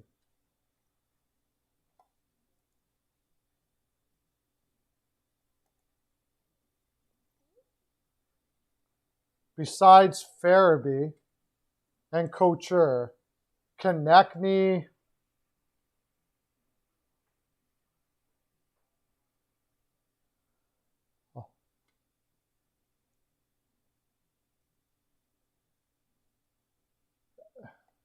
Hart, Hart is like, if that doesn't happen, none of it matters really. But you can put Provorov there. Yeah, it almost makes it a short conversation because of how many players are there. Martin Jones, did Martin Jones ever have a good year though? Even some of the players they picked up, Keith Yandel, Ryan Ellis didn't have a great year last year. Sanheim for sure. Did Sanheim really take a step back though? Yeah, he did. Yeah. Sanheim, everybody. Pretty much everybody. Once in San Jose, he had a good year. Yeah, it was like early on in his career though, right? When he first got traded from Boston. Yeah, he had a 2.27 and a .918 his first year in San Jose. Or from LA. Yeah, first year in San Jose. Because he got traded to Boston and then never played in Boston and got traded to San Jose.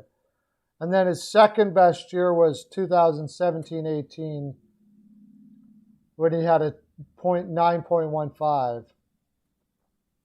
That would be just fine. Even a 9.12 or a .10 as a backup would be fine. Hayes is another one. Hayes, apparently, well, Hayes was hurt, right? So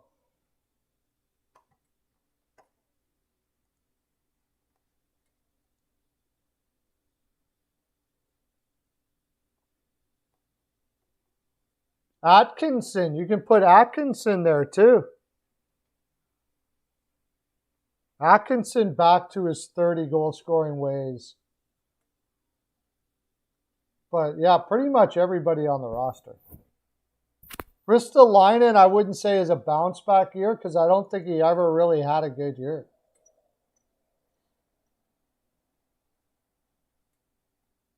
I guess he did have more points, but he had years with 41 and 43 points. Yeah. I mean, just by default, he'll probably have a decent year. But I'm telling you, if he gets 41 points and plays as poorly as he has defensively, it won't matter. Gritty, everyone, yeah. The whole team, for sure. The coach, the equipment guy, everyone.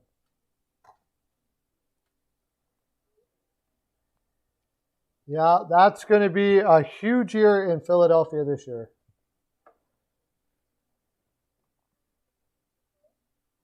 Absolutely enormous year in Philadelphia this year. I'm going to run late today, by the way, because I don't have to go pick up Caroline today. So you don't have much left for Philly.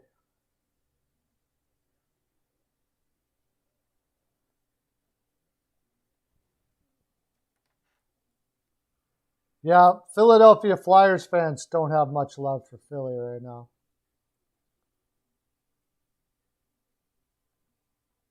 CL is probably one of the more polite Flyers fans I've ever met.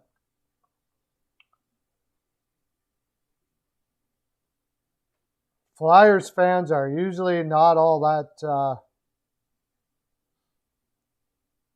accepting of their team. When Philly is doing good, Flyers fans are like crazy. Like nothing can stop Philadelphia. They are absolutely, completely on the Philadelphia Flyers side. When they're doing crappy, though, they are just as vocal about it, like to the opposite side.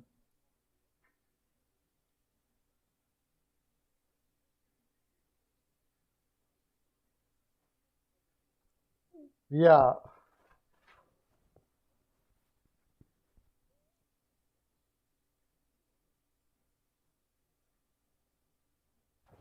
Well, you can probably say that for most teams, I would think. We'll boo at the drop of a hat. That's right. Yeah. Yeah, Flyers fans will boo at the drop of the hat. They're paying top dollar. They expect a lot. All right, I guess we're going to Pittsburgh now.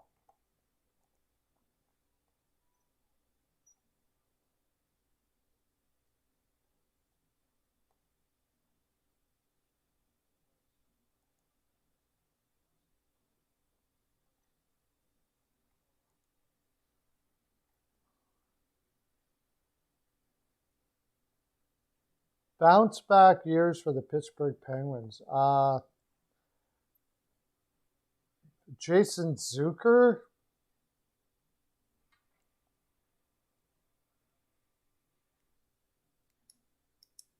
Malkin, yeah, I don't see it, but that's one of those. He's got to have a bounce back year, but I don't see it. He's too injured or something. I don't know. I think he's gonna. I think they're hoping he stays healthy and they'll trade him. I think they're looking to trade Malkin. This is his contract year, so he could go nuts. Yeah. Oh my gosh, my Jays are getting absolutely trounced. Bottom of the fourth and it's 7-0 already.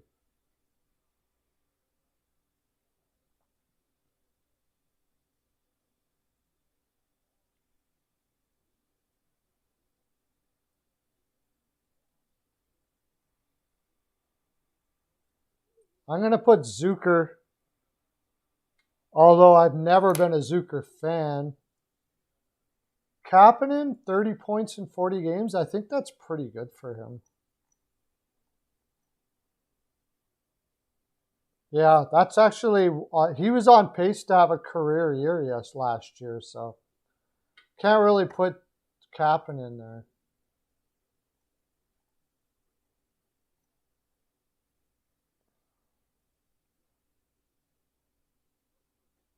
Oh my gosh. That's pretty bad. The Orioles did beat the Jays when they played, I'm pretty sure, though. One of the games. Bounce back player. Marino had a terrible year last year, so I'm going to say Marino.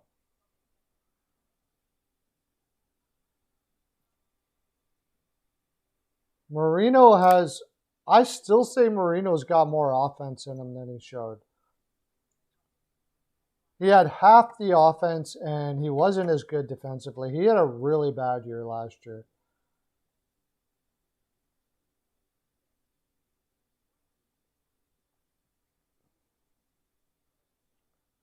Maybe Brock McGinn, because he's going to get a chance now to get, I think he's, he really only had one 30-point year. Can't really say him again, I don't think.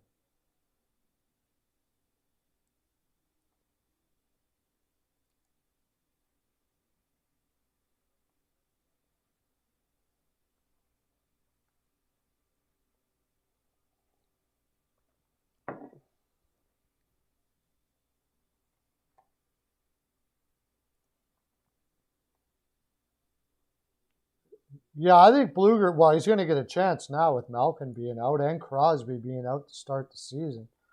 But I can't really call that a bounce back because that would be a career year. That's one we could have did. We could have did who's going to have a career year. But from every team would be a little difficult because usually you don't have a career year from every team. Come on, Jays, get your freaking last out. I don't know who's pitching right now. I think they just switched the pitchers again.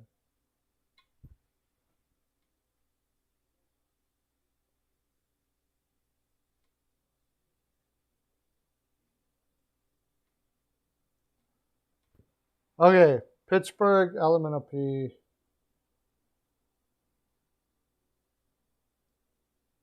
Who's next?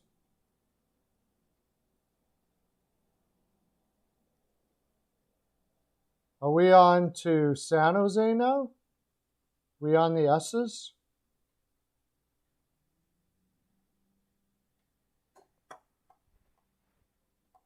I guess I could just go NHL teams in alphabetical order, so I have it right here.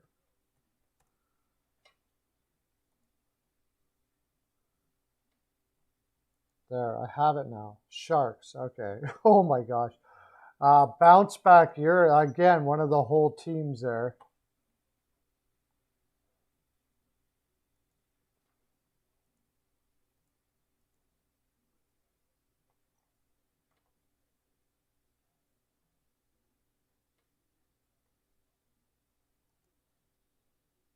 Hurdle, yeah. The contract year. contract year for Hurdle. What did he put up last year? I thought his points were pretty darn good. 43 and 50. That's not bad. But he could have a breakout year.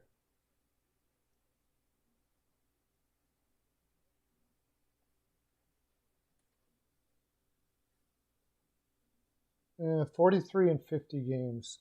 So that's his normal pace. I would say that's about average. But I do think he could have a really good year because it's a contract year for sure. Whoops.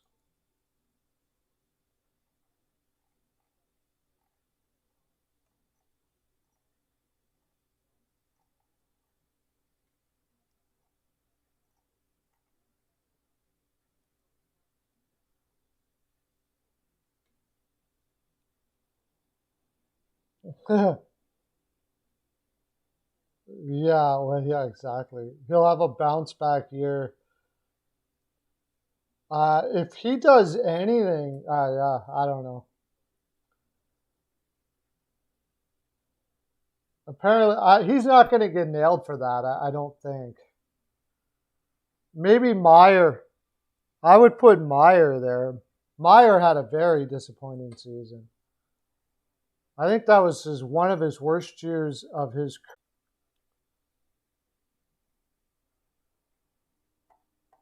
I guess the year before that wasn't stupendous either, but he was on pace to be under 20 goals. So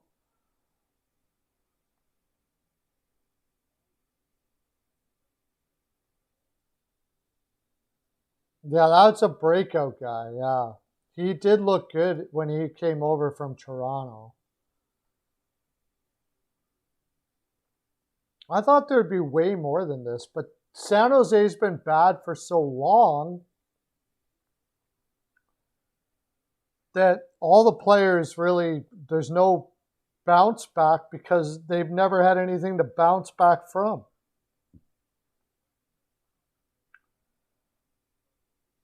Maybe I think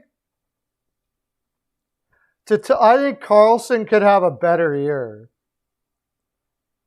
Carlson's a pretty emotional guy, and if he was, I wouldn't doubt it. He was one of the guys that's like, I don't want to be here if Kane's going to be back. If Kane's not going to be back, I could see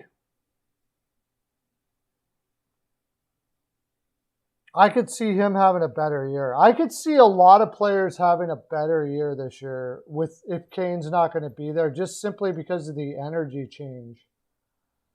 Because apparently there was I was reading one thing on one reporter was saying that when you went in the room and Kane was there, it felt like he just sucked the life right out of the room. Like apparently he was just a miserable person. Miserable.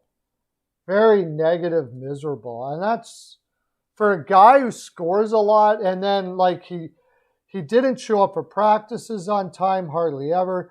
He would come to practice or come to games without wearing, I think they have a suit and tie policy and all that kind of stuff like that. He broke the team rules all over the place and then was miserable on top of it. It was just brutal. So I have a feeling Carlson still has got at least more than,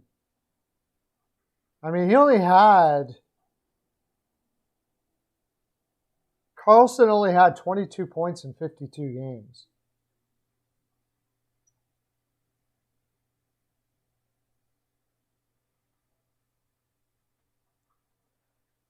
Thomas Hurdle was actually a plus player on that team, which is saying quite a bit.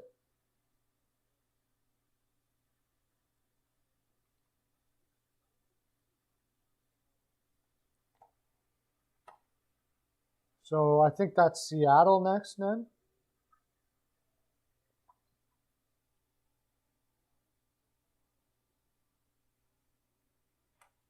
Seattle.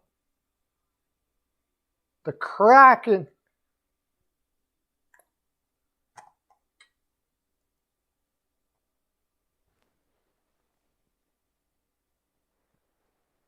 Eberle.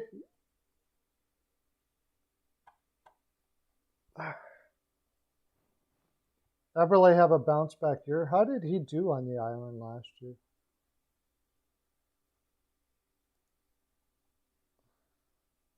I'm not. I'm not confident in Eberle myself. Not a big Eberle fan.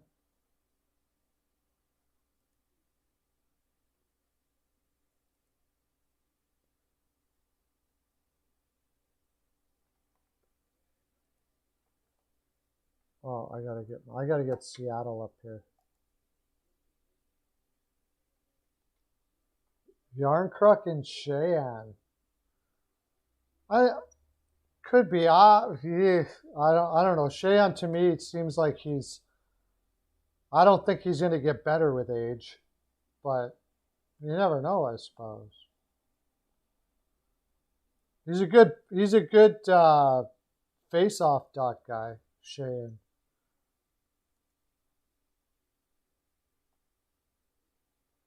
Jordan. Oh, I think you could put Schwartz there. He was injured like crazy. It's the question is that was a risky signing by them. Schwartz has had injuries. Yeah, I guess you can put Eberle.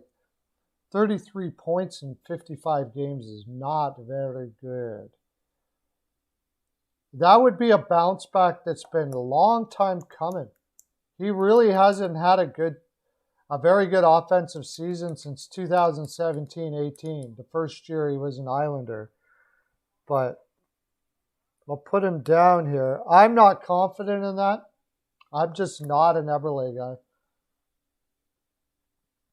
Shane got a rod. But in Edmonton, he played in Edmonton, and he gets his way in the lineup because of his attitude, his work ethic. You know, like it's second to none.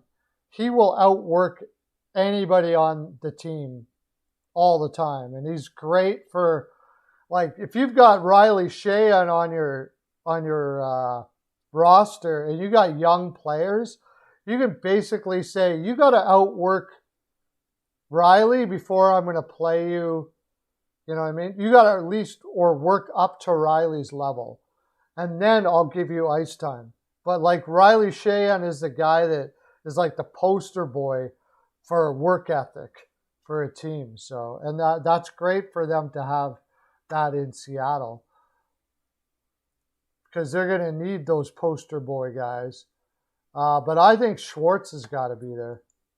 He had a terrible injury-plagued year last year.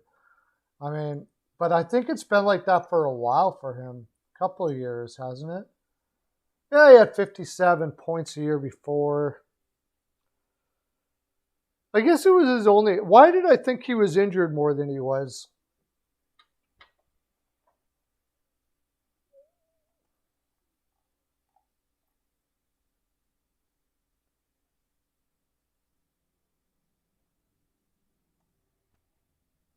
Jaden Schwartz.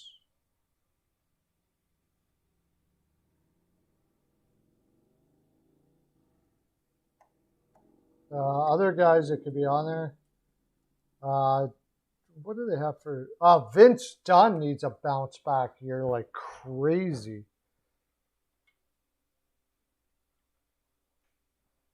He needs a unbelievably bounce back year. That was a horrible year last year for him in St. Louis, and he I don't know what he did, but he pissed the hell out of Berube, like huge.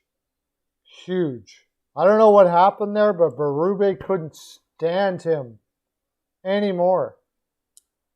So I don't know what's going to happen. That's going to be a huge bounce back here. Adam Larson really didn't have a great year last year either.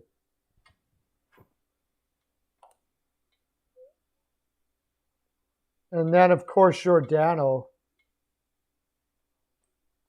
A lot of big years that they could have. Giordano's going to get every opportunity to play top line minutes. Any more? Oh, you said Yarncroc.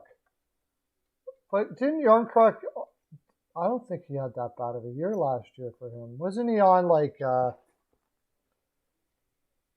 think he was on his average pace, but he could have a big year because he's going to get an opportunity to be that pure offensive guy in Seattle. He could have a career year. I think Yarncroc could have a career year.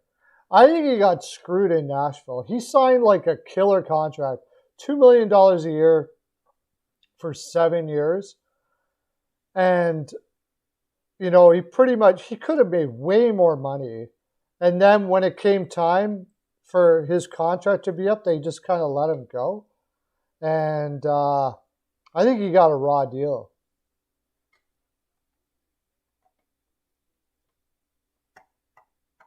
Unless he wanted out of Nashville, I don't know, but I would say probably not to take that kind of a team-friendly deal for a long-term contract and sell yourself out. He probably lost out on a good $6 million at least, maybe even more.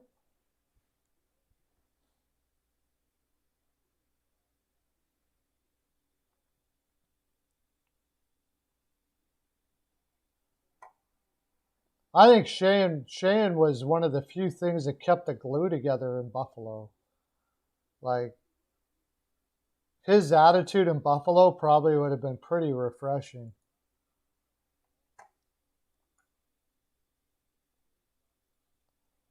Adam Larson, no, he's not bad at deep. Oh, no, it's okay, Lauren. I'm going long today. I don't have to pick up my wife today, so I'm going to go long. I'm going to finish off all of these here, so hopefully you guys stick around with me.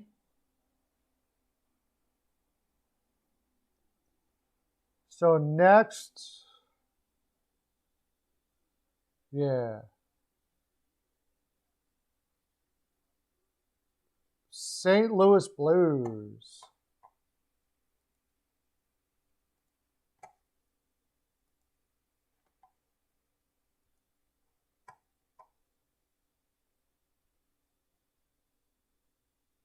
No, it's St. Louis first.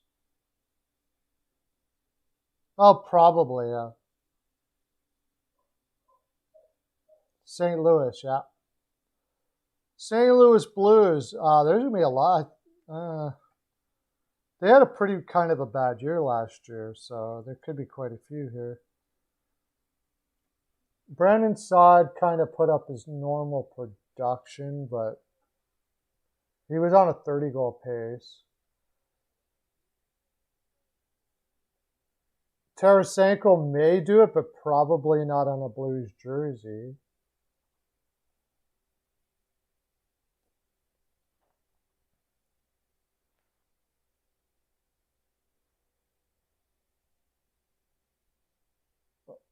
I'd like to say Torrey Krug, but that's pretty much what he is now, right around that point. Yeah, but that's pretty much what they are. Like, I don't know. You think they're going to just all of a sudden be way better than what they were?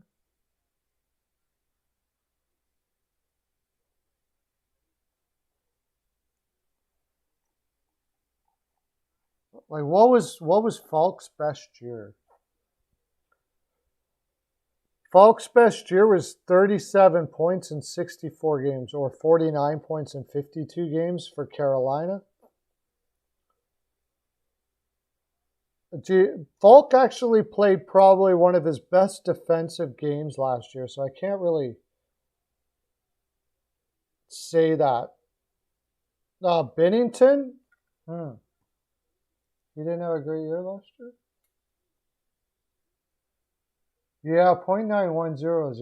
Well, .910 is not that great. You're right.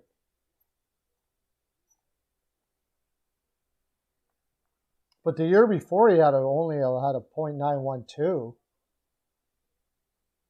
Ever since he got that big contract, he's been pretty average.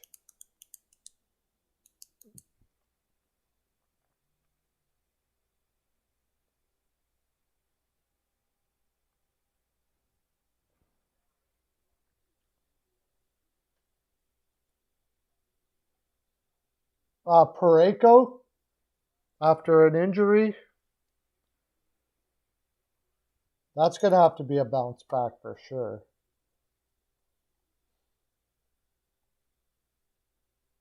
Jordan Kyrou. Oh, no, not Kyrou. Robert Thomas.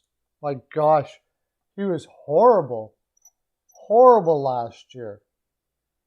I think that's the biggest one for them. He had 42 points a year before, so it still can be considered a bounce back, but he was supposed to be way more than that.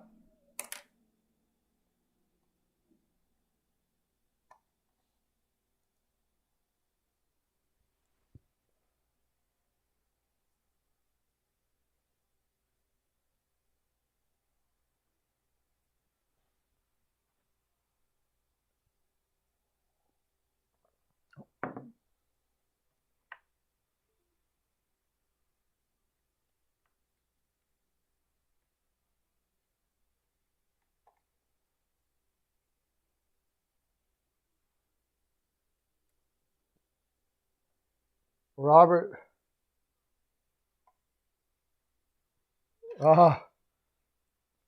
Tampa's next, so yeah, let's go with it.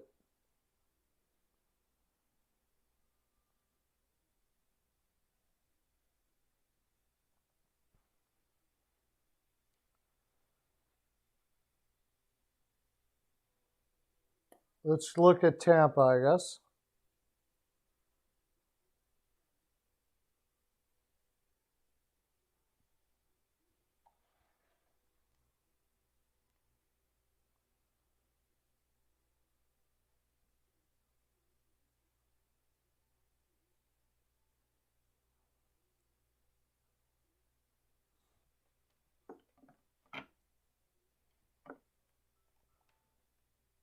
Corey Perry. The bounce back year where he actually just wins a cup. Is that what you mean by that?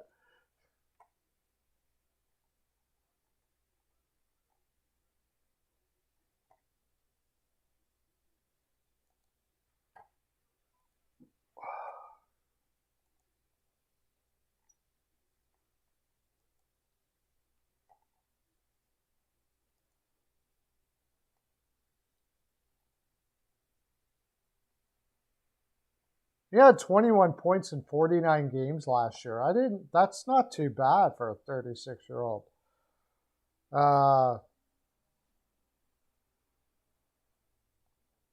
Stamkos didn't even do too bad.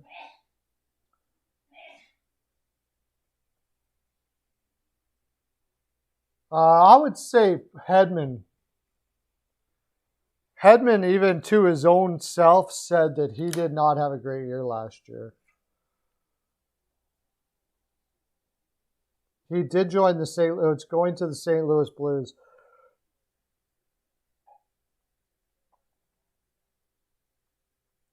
Kucherov. Yeah, there you go.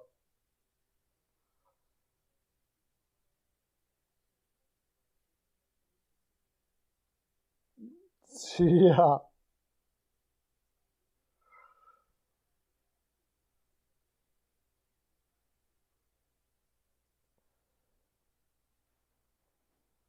There's not really anybody that would be. Everybody had.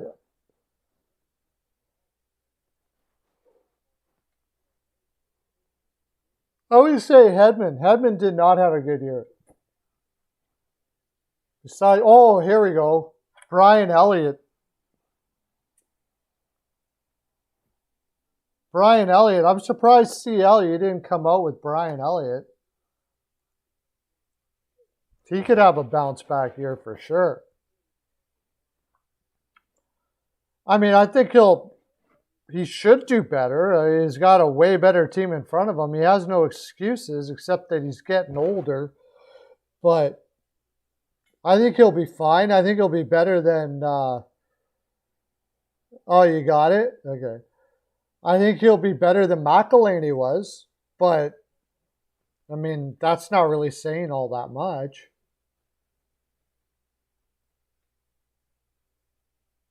Yeah, Hedman's going to be out for the year. Yeah, they'll probably do something like that again. I wouldn't doubt it.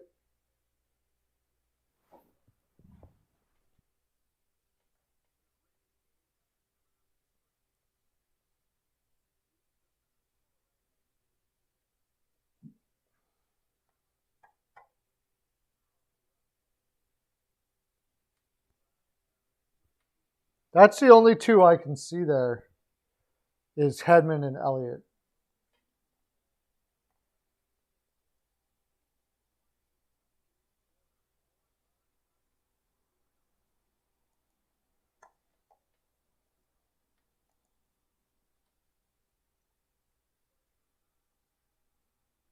Uh,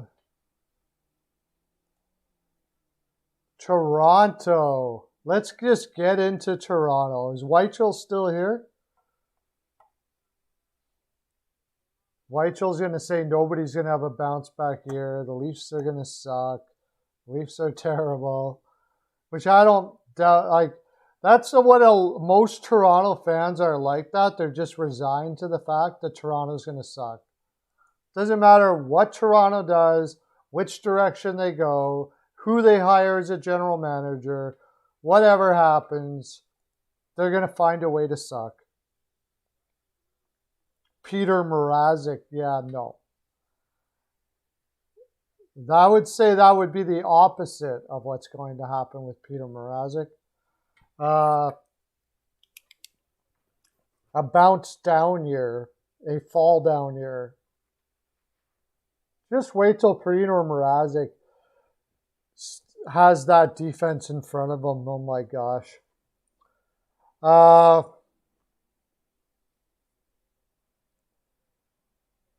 Yeah, probably he has to be traded, so could be difficult. Did Mikheyev?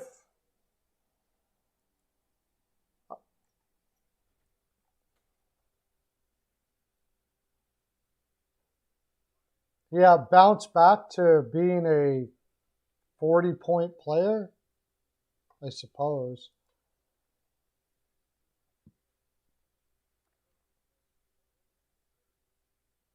I thought there'd be more here than this, but everybody had a pretty decent regular season.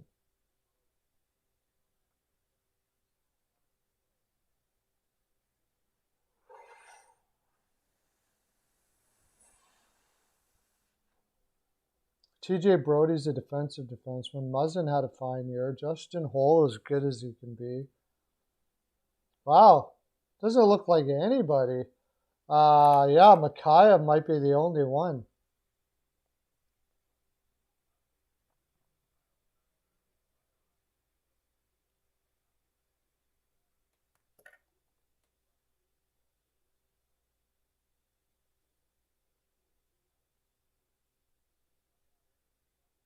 Yeah.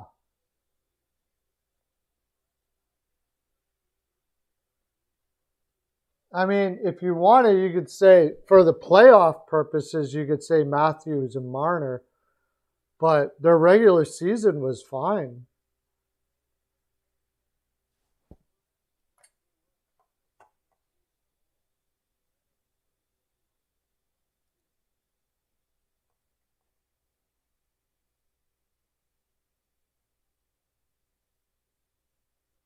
Bobblehead Doll Night.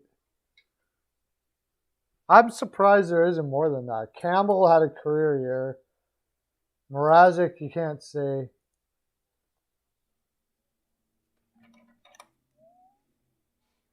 I'm going to say Matthews and Marner for bounce back playoffs.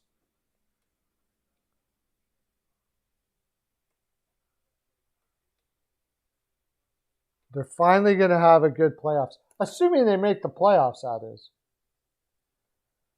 Assuming they make the playoffs, which I'm not even sure that they will. Oh, finally the Jays are starting to hit.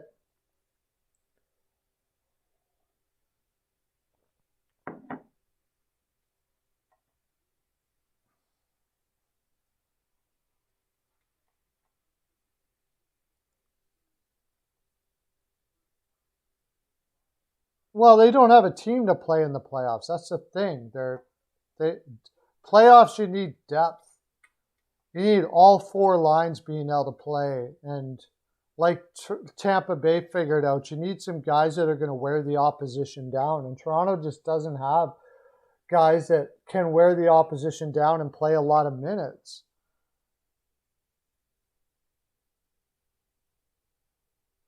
The Vancouver Canucks. I think everybody, almost everybody on this one.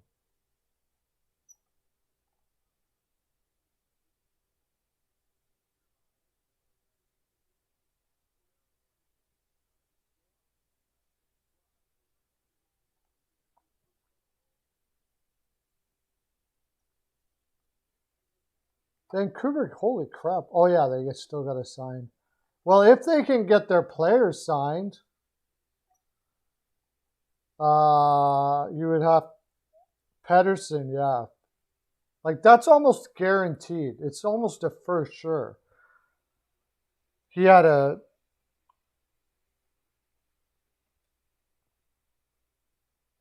It's pretty much a for sure that Pedersen's going to have a career... a bounce back year, probably a career year, assuming they can sign him, get him signed up. It was just a bad year overall for Vancouver.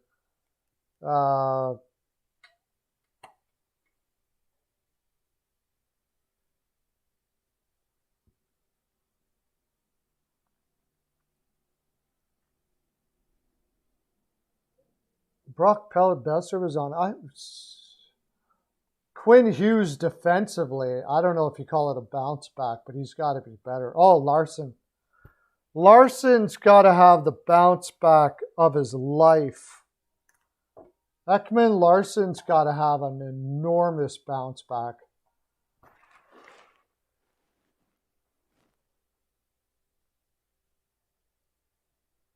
Holtby dragged, yeah, that could be too. He's not going to help your morale, that's for sure. If you're looking to add morale to your team, Holtby's not the guy to add, for sure. Neither is Carter Hutton. We should do that, the all bad morale team. Skinner, Erickson, Hutton, Holtby. Like, just bad. Kane. The all bad attitude, bad morale, negativity team. Duchesne. Apparently Duchesne's just a whiny bugger.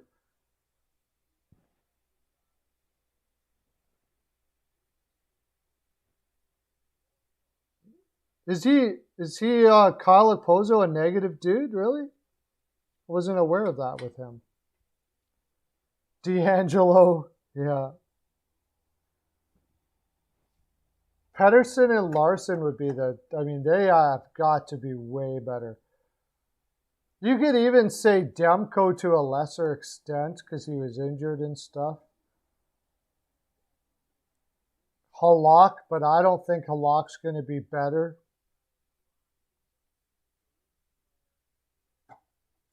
Myers, is he really bouncing back to anything? No, I think his best year was his first year.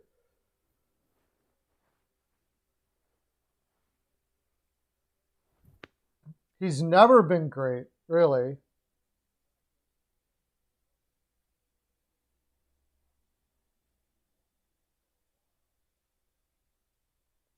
Yeah, it's his normal trajectory, so I can't really put him there.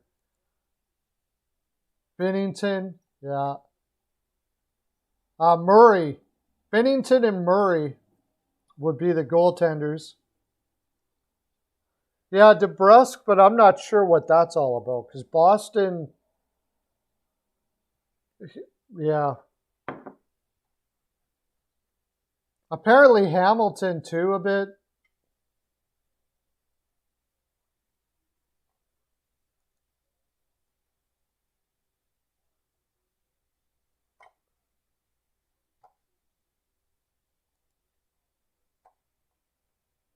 All right, next.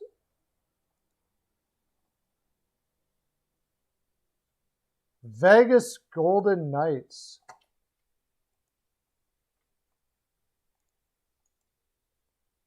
Bounce back players for the Vegas Golden Knights.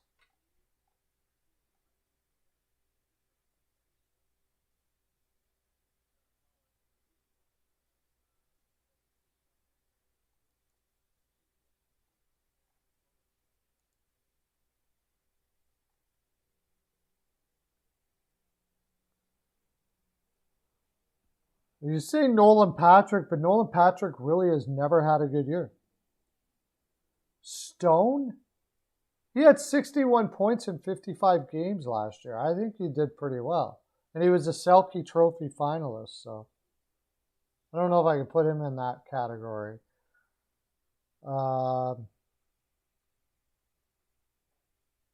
Max Pacioretty is about as normal. Dodonov.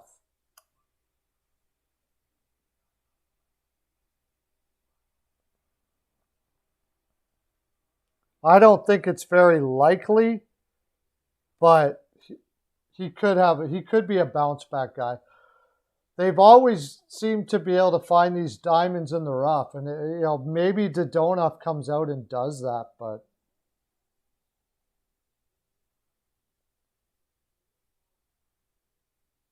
William Karlsson, did he not have a great year last year? 39, yeah. I think that's probably what he is, though. Like, I don't think he's the 56, 66. So he would have, like, almost the same as the year before. So, like, you must be thinking, like, bounce back to 2018-19. If he ever got an opportunity to play on the top line instead of playing with Smith and them all the time, I'll put him down, but I wouldn't really. I think he's pretty much what he is. Peter Angelo was injury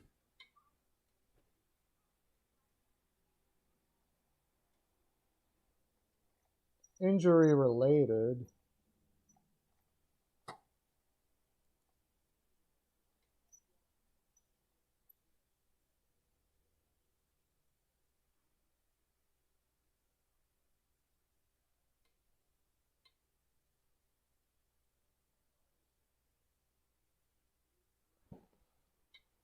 Okay, not too many with Vegas, but goaltenders did Lehner? Lehner's going to have a big year, but is it a bounce back year? Not really. He put up some pretty decent numbers. So.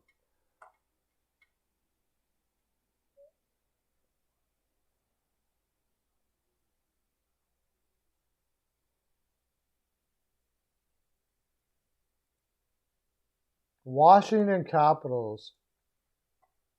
I think they're going to have a lot of fall down years.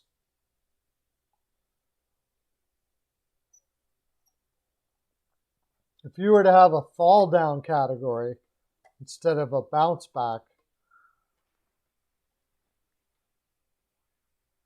you could have probably the Capitals on there.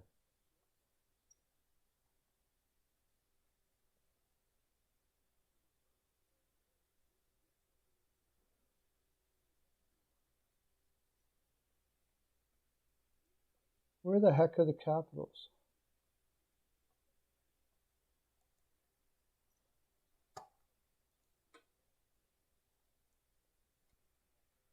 Ovechkin was on a 48 goal, 40. Yeah.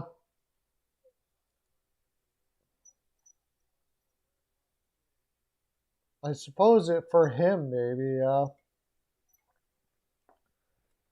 He was on kind of a 40-ish goal pace, though, which isn't too bad. It would have been the lowest of his career. Oh, no, it wouldn't have. 2016-17. He only had 33 goals, but 69 points, so.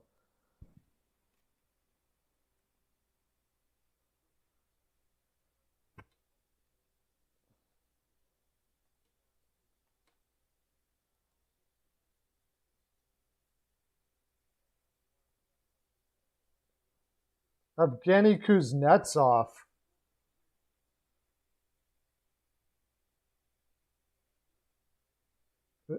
Is anybody in a bigger need than Evgeny Kuznetsov to have a bounce back year? He's got a bounce back year for him would be just maybe keeping his cocaine consumption under a pound. Keeping his cocaine consumption under a pound. That would be a bounce back year for, I think.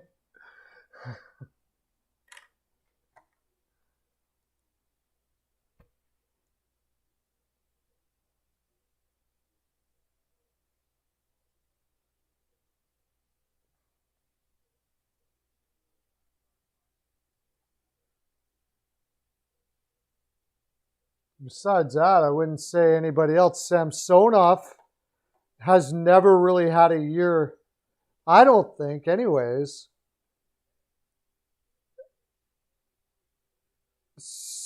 Yeah, maybe Samsonov. But he only had the one real year. But he had a bad year after a good year.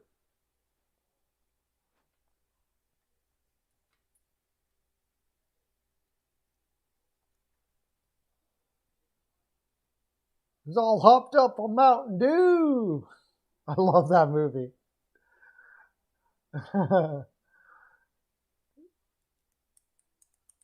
That's one of my favorite movies of all time.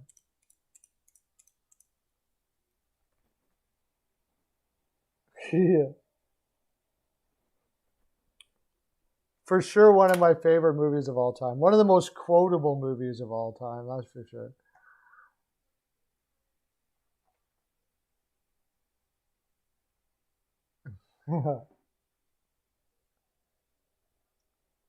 I must have watched that I don't know how many times. I bet you I don't really I'm not really a movie guy, but I've watched that probably 30 times.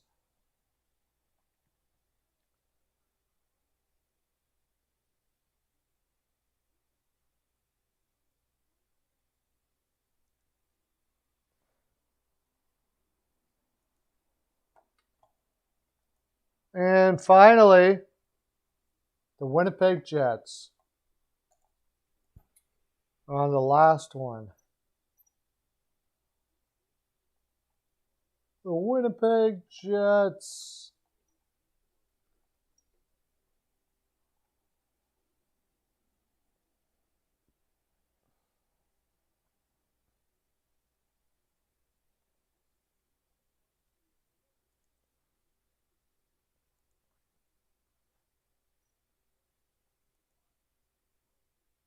Hollebuck, yeah, I agree. He did not have a great year last year, but then he had a terrible defense in front of him. But hopefully he should have a better year this year. I still say this is a marginally better defense than it was last year. I'm not sure about Nate Schmidt. Brandon Dillon will definitely help out that defense quite a bit, though. Good guy to play with Pionk.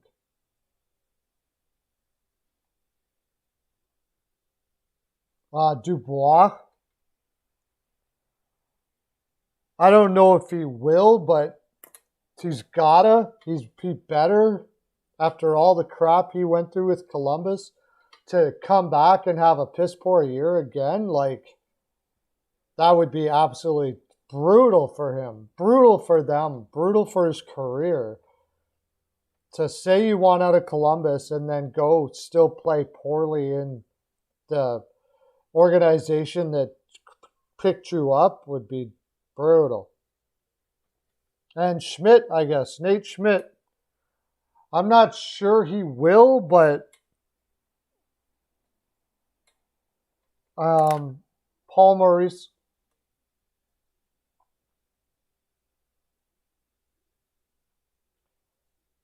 Yeah, if Hellebuck gets hurt, they're done. I still think they'll add a defenseman somewhere along the line here, but yeah, that's true.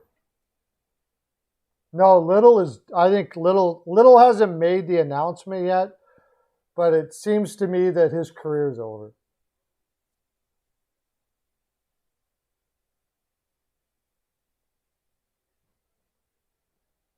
It seems to me that his career is over.